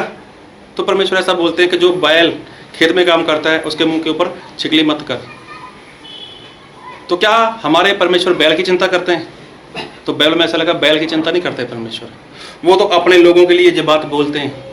Hallelujah, hallelujah, hallelujah. परमेश्वर तो अपने लोगों के लिए ये बात बोलते हैं, और परमेश्वर का वचन यही कहता है कि जो कोई ये काम करता है वो आशा के साथ, आशा के साथ काम करे। फिर आगे पढ़ो क्या लिखा है। जबकि हमने तुम्हारे लिए आत्मिक वस्तुएं बोई, तो क्या यह कोई बड़ी बात है कि तुम्हारे शारीरिक वस्तुओं की फसल काटे? देखो परमेश्वर के दास को पूरा अधिकार है कि अगर वो आपके लिए क्या करे, आत्मिक बातें आपको आत्मा में आगे बढ़ाए, तो क्या उसको हक नहीं है कि वो आपसे अपने शरीर की अपने परिवार की, अपने बच्चों की, अपने घर की जरूरत को पूरा कर सके, उसका पूरा पूरा हक है, वो कर सकता है सर, कर सकता है वो। फिर आगे सो जबकि हमने तुम्हारे लिए वही आगे आगे 12 हाँ? जब औरों का तुम पर यह अधिकार है तो क्या हमारा इससे अधिक न होगा? परंतु हम यह अधिकार काम में नहीं लाए, परंतु सब कुछ सहते हैं कि हमारे द्वारा मसीह के सुसमाचार की कुछ रोक न हो। देखो बोलता मैं सब कुछ सहते हैं परमेश्वर के लोग, वो बोलते नहीं है, वो अपने पास से 50-60 रुपए खर्च कर देंगे, लेकिन कभी बोलेंगे नहीं कि मैं खर्च करके आया हूँ भाई, अरे मुझे डबल नहीं देना, मेरा सिंगल तो दे दो। कभी ऐसा नहीं बोलते, लेकिन वो क्या सब कुछ सहन करते हैं। तो क्या परमेश्वर ने इसलिए उनको बुलाया अपने पास? परमेश्वर ने क्या बोला है कि मजदूरी कर, तुझे उसका फल मिलेगा। लेकिन जिनके पास वो जाता है तो वो उसकी जेब की तरफ देखते हैं, उसके पॉकेट की तरफ देखते हैं, जाते समय में कुछ दे जाए, हमारे लिए कुछ हो जाए, हमारा गुजारा अच्छे से हो जाए। लेकिन परमेश्वर का दास बोलता है कि जब दूसरे लोगों को तुम पर ये हक है, अधिकार है पूरी तरह से कि वो तुम्हारे लिए कुछ भी करें। अब मान लो कोई इंसान के जीवन में कोई प्रॉब्लम आ गई, बीमारी आ गई, जब वो डॉक्टर के पास जाता है उसकी गारंटी नहीं रहती कि वो चंगा होगा या नहीं होगा, लेकिन डॉक्टर की फीस वो तो अच्छी सी रहती है, वो पूरी फीस उसको मिल जाएगी। लेकिन जब परमेश्वर का दास किसी के जीवन में किसी के लिए प्रार्थना करता है, डॉक्टर बोलते उसके लिए इसका 2 लाख रुपये खर्च आने वाला है, ऑपरेशन होगा, ये होगा, वो होगा, लेकिन जब परमेश्वर अपने दास का इस्तेमाल करें तो कोई उसको 20 रुपये भी नहीं देता। मैं ऐसा नहीं बोलता कि पैसा देना, लेकिन मैं बता रहा हूं कि परमेश्वर के दास को पूरा पूरा हक है, वो बोल सकता है। लेकिन परमेश्वर का दास क्या बोलता है कि हमने अपने हक को, अपने अधिकार को वो चलाया नहीं है। फिर आगे, क्या तुम नहीं जानते कि जो पवित्र वस्तुओं की सेवा करते हैं वे मंदिर में से खाते हैं, और जो वेदी की सेवा करते हैं वे वेदी के साथ भागी होते हैं। देखो जो परमेश्वर बोलता है कि जो मतलब मंदिर की सेवा करते हैं, वेदी की सेवा करते हैं, उनका पूरा पूरा हक है कि वो वहां से खाएं। और यही बात परमेश्वर ने लेवी लोगों की ठहरा रखी थी। Hallelujah hallelujah. लेवियों के लिए यही बात परमेश्वर ने बोली हुई थी। फिर आगे 14 पढ़ो। इस रीति से प्रभु ने भी ठहराया कि जो लोग सुसमाचार सुनाते हैं उनकी जीविका सुसमाचार से हो। Hallelujah hallelujah. देखो यहाँ पर लिखा है बाइबल में कि जो इंसान परमेश्वर का क्या सुसमाचार सुनाता है तो उसका गुजारा कहाँ से होना चाहिए? सुसमाचार से होना चाहिए। अभी जो लोग लेवी थे वो भी तो याजक थे, वो भी तो पास्टर का काम करते थे, तो क्या उनका गुजारा वहाँ से हुआ? वो लोग कहाँ पे चले गए? खेत में चले गए, उन्होंने अपना साइड बिजनेस शुरू कर दिया। एक बात बताना चाहता हूँ, जो सेवक साइड बिजनेस करता है तो उसकी गलती है। गलती ये है जहाँ तो उसको परमेश्वर ने बुलाया ही नहीं है, जहाँ वो खुद अपनी मर्जी से खड़ा हो गया है। जब उसका गुजारा अच्छे से नहीं हुआ तो उसने परमेश्वर का काम भी साथ शुरू कर लिया और साइड बिजनेस भी शुरू कर लिया। हाँ, कलीसिया के लोग गलती कर रहे हैं, उनका फर्ज है कि वो उसकी जरूरत को पूरा करें, लेकिन किसकी? जिसको परमेश्वर ने अगुवा ठहराया हुआ है और जिसको परमेश्वर ने खुद चुना हुआ है, जो परमेश्वर से बैठकर बातचीत करके फिर लोगों में जाके काम करता है, उसको परमेश्वर ने अगुवा ठहराया हुआ है। जो अपनी मर्जी से खड़ा हो गया, अच्छा इस्तेमाल हुआ, अच्छा वचन आ गया, अभी पास्टर बन गया, तो ऐसे लोग गड़बड़ी करते हैं। ऐसे लोग अपना साइड बिजनेस शुरू कर लेते हैं और मेन बिजनेस वो मसीह के प्रचार को बनाकर चलते हैं। कोई LLC में काम कर रहा है, कोई प्रॉपर्टी डीलर बना हुआ है, कोई अपना और काम कर रहा है। तो परमेश्वर के दास के पास इतना समय नहीं है कि वो कोई और काम करे। Hallelujah hallelujah. लेकिन बाइबल में क्या लिखा है, एक बार फिर पढ़ो 14। इसी रीति से प्रभु ने भी ठहराया कि जो लोग सुसमाचार सुनाते हैं, देखो जो लोग सुसमाचार सुनाते हैं ऐसे लोगों को परमेश्वर ने ठहराया हुआ है। फिर आगे, उनकी जीविका सुसमाचार से हो। उनका जो गुजारा है, गुजारा है ना, हाँ, उनका गुजारा कहाँ से हो? वो तो उसी सुसमाचार से होना चाहिए। इसका मतलब जिसका गुजारा सुसमाचार से नहीं हो रहा वो गड़बड़ी कर रहा है, वो अगुआ नहीं है। अगुआ परमेश्वर ने खुद दिया हुआ है, अगुआ को खुद परमेश्वर ने चुना हुआ है।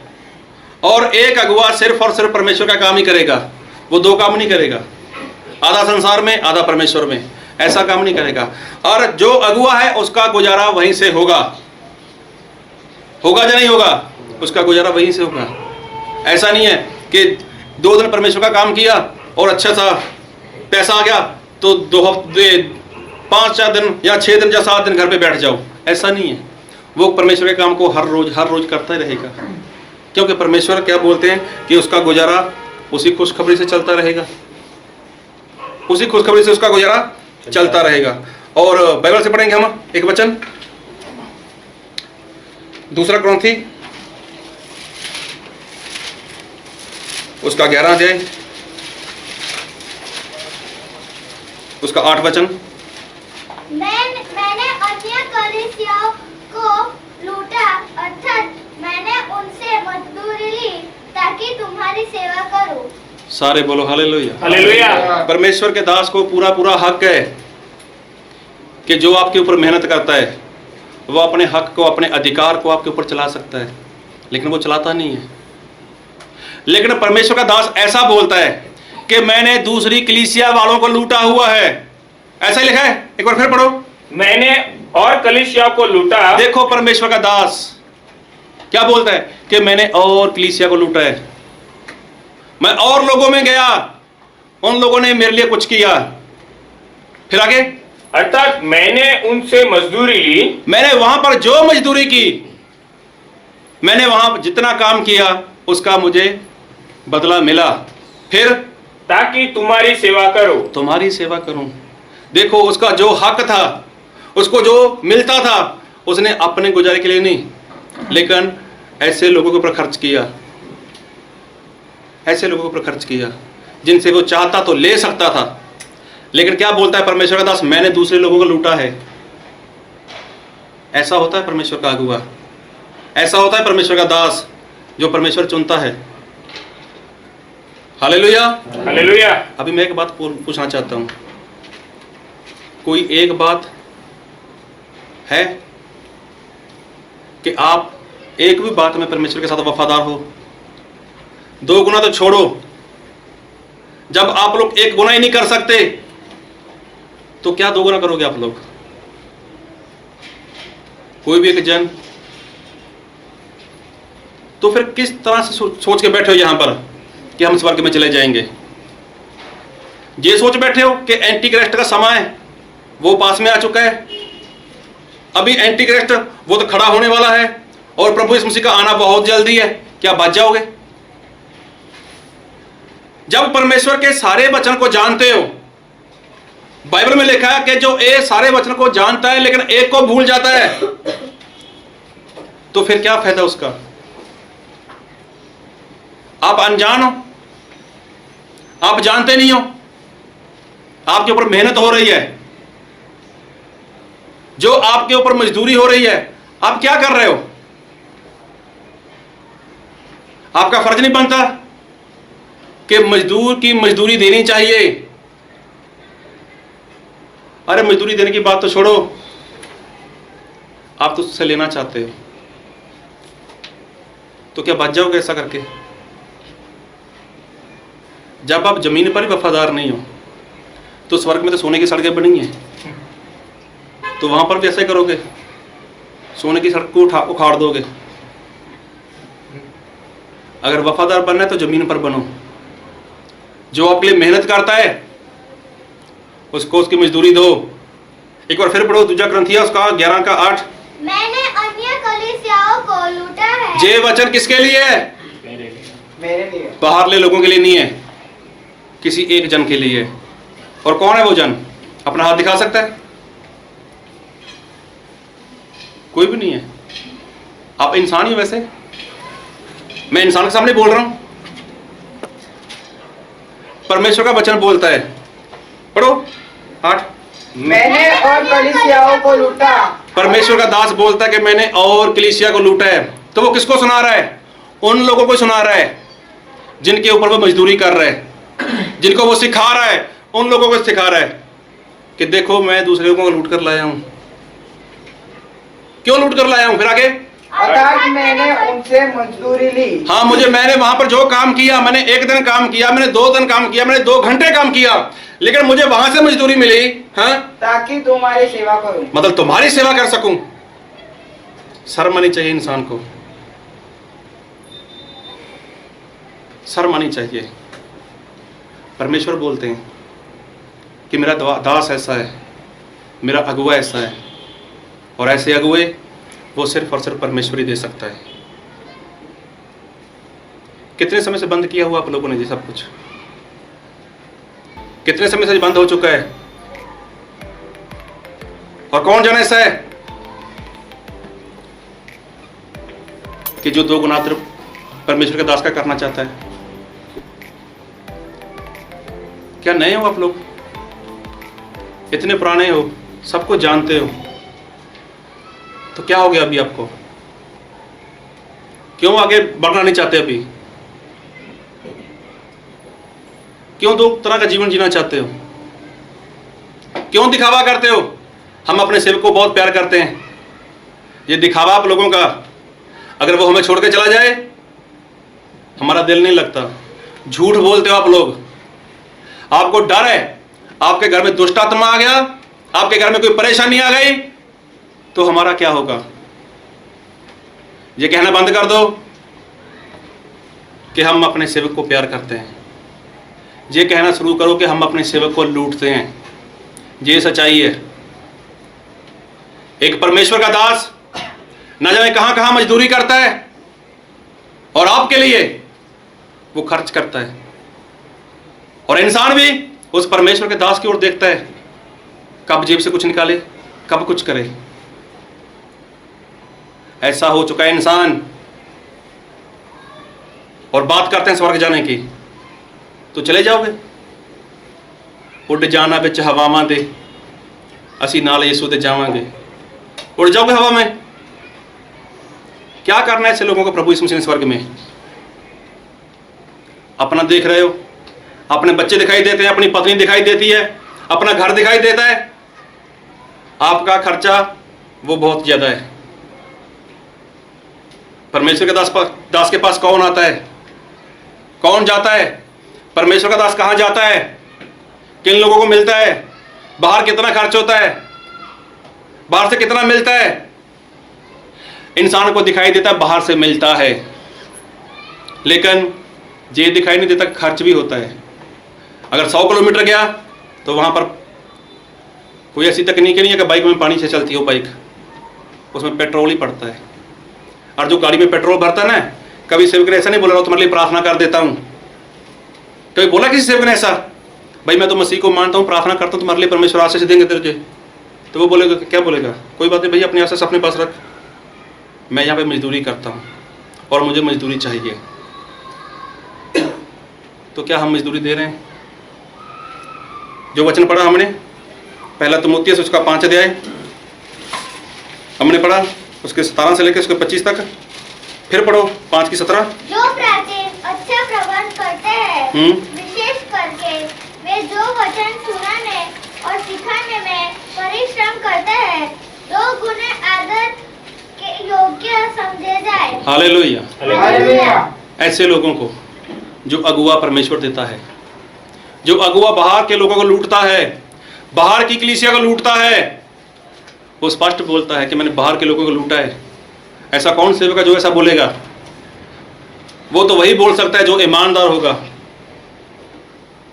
और जो बोलेगा ऐसा कि मैंने बाहर के लोगों को लूटा है, तो उसी कलीसिया वाले बहुत खुश हो जाएंगे, इसके पास अच्छी कमाई आ चुकी होगी, अच्छा पैसा आ गया है, अभी हमें खर्च करने की जरूरत नहीं है। लेकिन परमेश्वर क्या बोलते हैं कि जो मेरे काम करता है, वचन सिखाता है, जो वचन सिखाता है और वचन सुनाता है, सभी को समझाता है, सभी कुछ, उनको क्या करो? 2 गुना आदर दो। हालेलुया। हालेलुया। क्या हो गया अभी? जो थक चुके हैं बोलो हालेलुया। जो वचन को नहीं मानना चाहते बोलो हालेलुया। बाइबल में क्या लिखा है? क्या करो? 2 गुना आदर दो। तो आप तैयार हो 2 गुना आदर करने के लिए? आपके ऊपर कितना खर्च हुआ? आपके सेवक ने आपके लिए कितना समय निकाला? आधा घंटा, घंटा, उसका हिसाब लगाओ। अगर मैं अपना काम करूं, आधे घंटे में मैं कितनी कमाई कर सकता हूं, 1 घंटे में कितनी कमाई कर सकता हूं, वो देखो, उसका डबल करो। आपके पास वो आए, कितनी दूर से आए, उसका हिसाब लगाओ। कितना खर्च किया, 20 रुपए 30 रुपए, उसका डबल करो। खाना पीना बंद कर दो, कोई बात नहीं।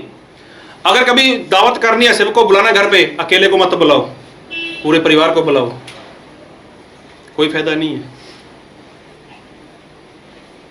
इसका मतलब पक्षपात करते हो। अगर करना है तो पूरी तरह आदर करो परमेश्वर के दास का। अगर करना है 2 गुना करो। अगर 2 गुना नहीं कर सकते ना, तो जो 1 गुना है, 1 गुना तो करना ही है। जो परमेश्वर ने बोला, वैसे 2 गुना ही बोला है परमेश्वर ने कि 2 गुना आदर करो। तो मैं नहीं चाहता कि आप इससे कम करो। तो परमेश्वर ने ऐसा बोला है। हमारे परमेश्वर पक्षपात नहीं करते कि जो लेवी है, मतलब जो जाजक है, उसको जो दशमास मिलता है वो दशमास का दशमास दे। ऐसा मत सोचना कि हम लोग फंसे हुए हैं, हमें दशमास देना पड़ता है। तो परमेश्वर ने अपने दास के लिए बोला हुआ है कि तू भी दशमास का दशमास दे। हमने एक जगह नहीं, 2 जगह पड़ा हुआ है। और जो परमेश्वर के दास हैं, जो सच्चाई के साथ, आत्मा के साथ चलते हैं, वो ये सब काम करते हैं। तो क्या परमेश्वर के दास को अकेले को स्वर्ग जाना है? Hallelujah, hallelujah. अकेले को जाना है? वो चाहता है कि सभी लोग जाएं। इसका मतलब क्या? कि हम सभी को उसी वचन को मानना है। एक वचन पढ़ी लो, याकूब उसका 2 अध्याय, उसका 10 वचन।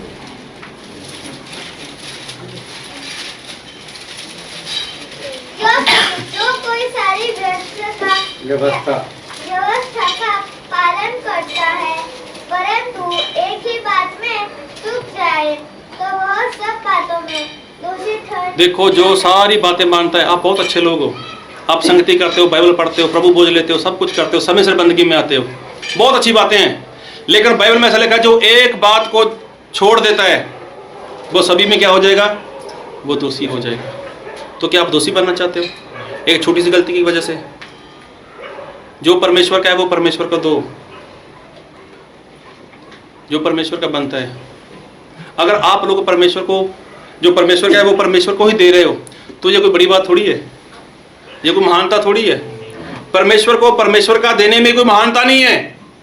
परमेश्वर ने दशमास बोला है, अगर आपने परमेश्वर को दशमास दे दिया तो ये कोई महानता है आपकी? ये महानता नहीं है। महानता कब है? कि आप उसका 2 गुना करो। आप 10,000 कमाई करते हो, 1000 बनता है, कोई बात नहीं, 2000 करो। तो कोई ऐसा इंसान बोल सकता है कि अगर मैं परमेश्वर के लिए इतना करूं और मेरा क्या होगा? ऐसा नहीं है। परमेश्वर उसका अच्छा ही करेंगे। तो क्या परमेश्वर किसी का कर्जदार हो सकता है? परमेश्वर किसी का कर्जदार नहीं है। इसका मतलब जो परमेश्वर का है, अगर वो इंसान परमेश्वर को ही दे रहा है तो ये कोई महानता नहीं है।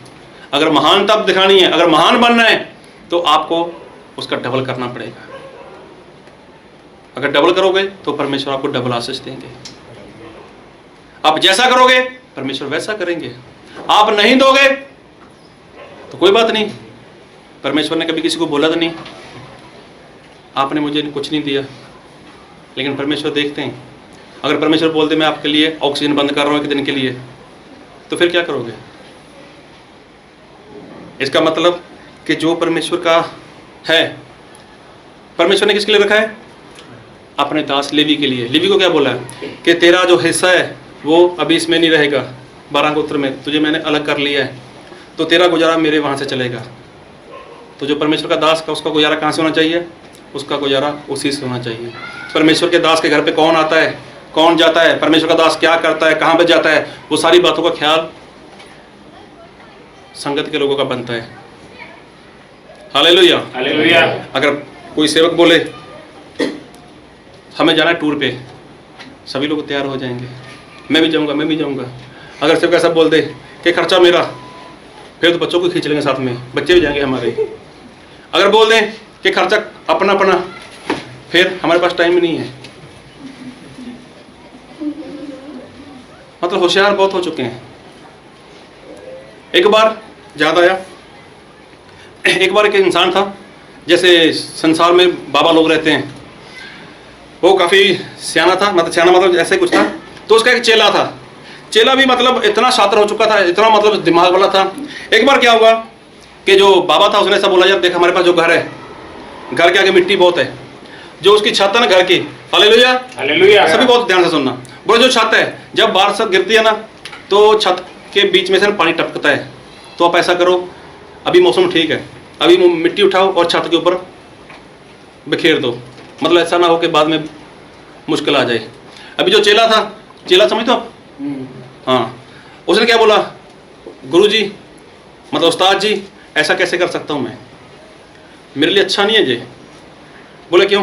बोला ऐसा है कि अगर मैं ऊपर जाऊँगा तो मेरे पैर आपके सर के ऊपर आ जाएंगे, मतलब मेरे लिए अच्छा नहीं है, आप ऐसा करो आप जाओ। अभी चेला वो नीचे और गुरु था जो मिट्टी उठा के छत के ऊपर लेकर चला गया, सही सभी जगह उसने उसको सेट कर दिया। उसके बाद जो गुरु था मतलब जो उस्ताद था वो थक चुका था, उसने बोला अपने चेले को, बोला देखो यार मैं तो थक चुका हूँ, मेरे हाथ पैर पूरी तरह दर्द कर रहे हैं, मैं 2-2.5 घंटे से काम कर रहा हूँ, तो आप ऐसा करो यार। अपने चेले को बोलता है कि मेरे पाँव दबा दो, तो चेला बोलता है गुरुजी कैसी बातें करते हो, मैं पापी इंसान हूँ, मेरे हाथ में न जाने कितने पाप किए हैं और आपके चरण तो पवित्र हैं, मैं उनको कैसे छू सकता हूँ।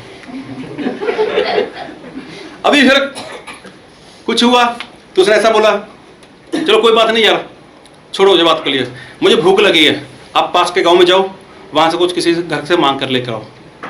बोलता गुरुजी ऐसा नहीं हो सकता, मैं आपको छोड़ के नहीं जा सकता, अगर मैं आपको छोड़ के चला गया मेरी पीठ तो आपकी तरफ हो जाएगी, मुझसे ये गलती नहीं होगी, मैं नहीं ये करना चाहता। गुरु बोला चल तू यहीं बैठ, मैं जाता हूँ। अभी वो गाँव में गया, वहाँ से मांग कर लेकर आया।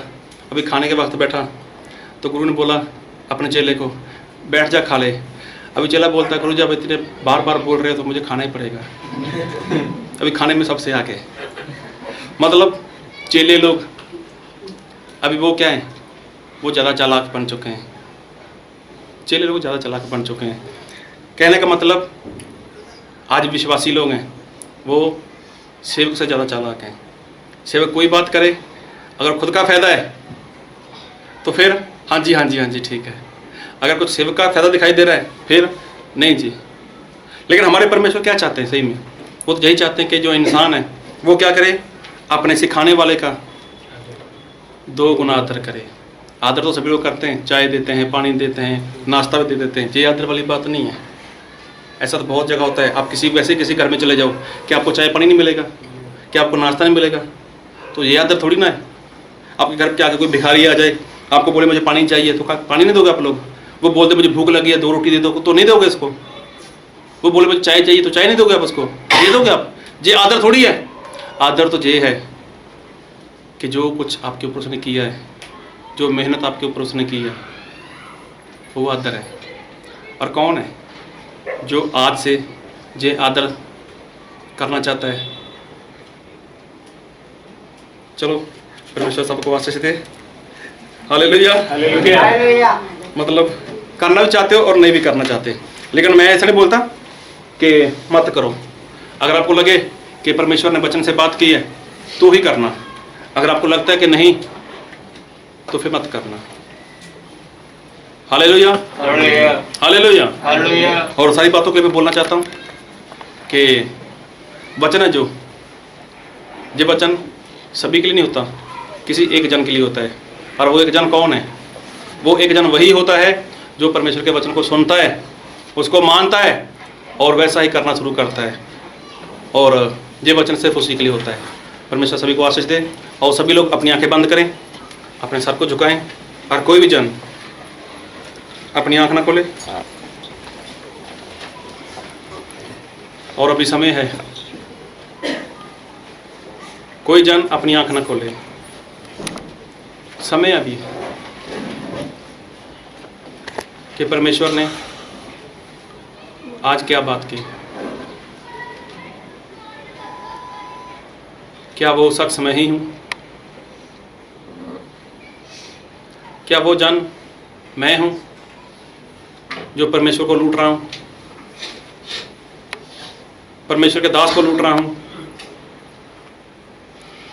परमेश्वर का दास ना जाने किन किन लोगों को लूटता है, कितनी कलीसिया को लूट रहा है वो परमेश्वर का दास, ताकि वो आपके पास आ सके, आपको सिखा सके, आपको परमेश्वर के राज्य के लिए तैयार कर सके। उस परमेश्वर के दास ने न जाने ऐसे कितनी कलीसियों को लोगों को लूटा है, ताकि वो दास मुझे स्वर्ग में लेके चला जाए। कहीं मैं तो नहीं वो कि जो परमेश्वर को लूट रहा हूँ। आपका मन आपसे बात कर रहा है। अगर आपको लगता है कि वो मैं हूं, मैंने लूटा है परमेश्वर को, मैं लूट रहा हूं परमेश्वर के दास को, उसका जो बनता है मैं वो नहीं दे रहा, तो 2 गुना आदर कहां से करूंगा? अगर आज आपको लगता है कि परमेश्वर ने अपने वचन से मेरे से बात की है, तो आज अभी इसी टाइम अपने आप को परमेश्वर के अधीन कर दो। पिछले समय में क्या हुआ, किसने कितना किया, वो सब भूल जाओ। आज से, अभी से वैसा जीवन जीना शुरू करो जिस तरह से परमेश्वर चाहते हैं।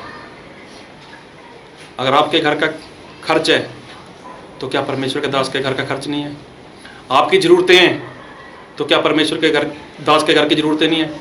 आपके बच्चों की पढ़ाई लिखाई है, आपके किचन का खर्च है, तो क्या परमेश्वर के दास लोगों का बच्चा नहीं है, उनके बच्चे नहीं हैं, उनके घर के खर्च नहीं है? और मैं ऐसा बोलना चाहता हूँ, आपसे ज़्यादा है। उनके पास ना जाने कितने ऐसे लोग आते हैं, कितने ऐसे लोग उनके पास आते हैं जिनके ऊपर परमेश्वर का दास खर्च करते हैं। आपके पास जॉब हो सकती है, आपके पास रुपया पैसा अच्छा हो सकता है, लेकिन परमेश्वर के दास के पास क्या है? सिर्फ और सिर्फ परमेश्वर के वचन की सच्चाई। क्या आप चाहते हो कि परमेश्वर का दास सच्चाई को छोड़कर वो संसार की बातों में चला जाए? अगर कोई जन ऐसा करता है तो वो खुद जिम्मेवार है। हम सभी परमेश्वर के दास का 2 गुना आदर कर सकें। ये सब कुछ करने के लिए परमेश्वर हम सभी को अपने आत्मा का सामर्थ्य दे। Thank you Lord, thank you Jesus.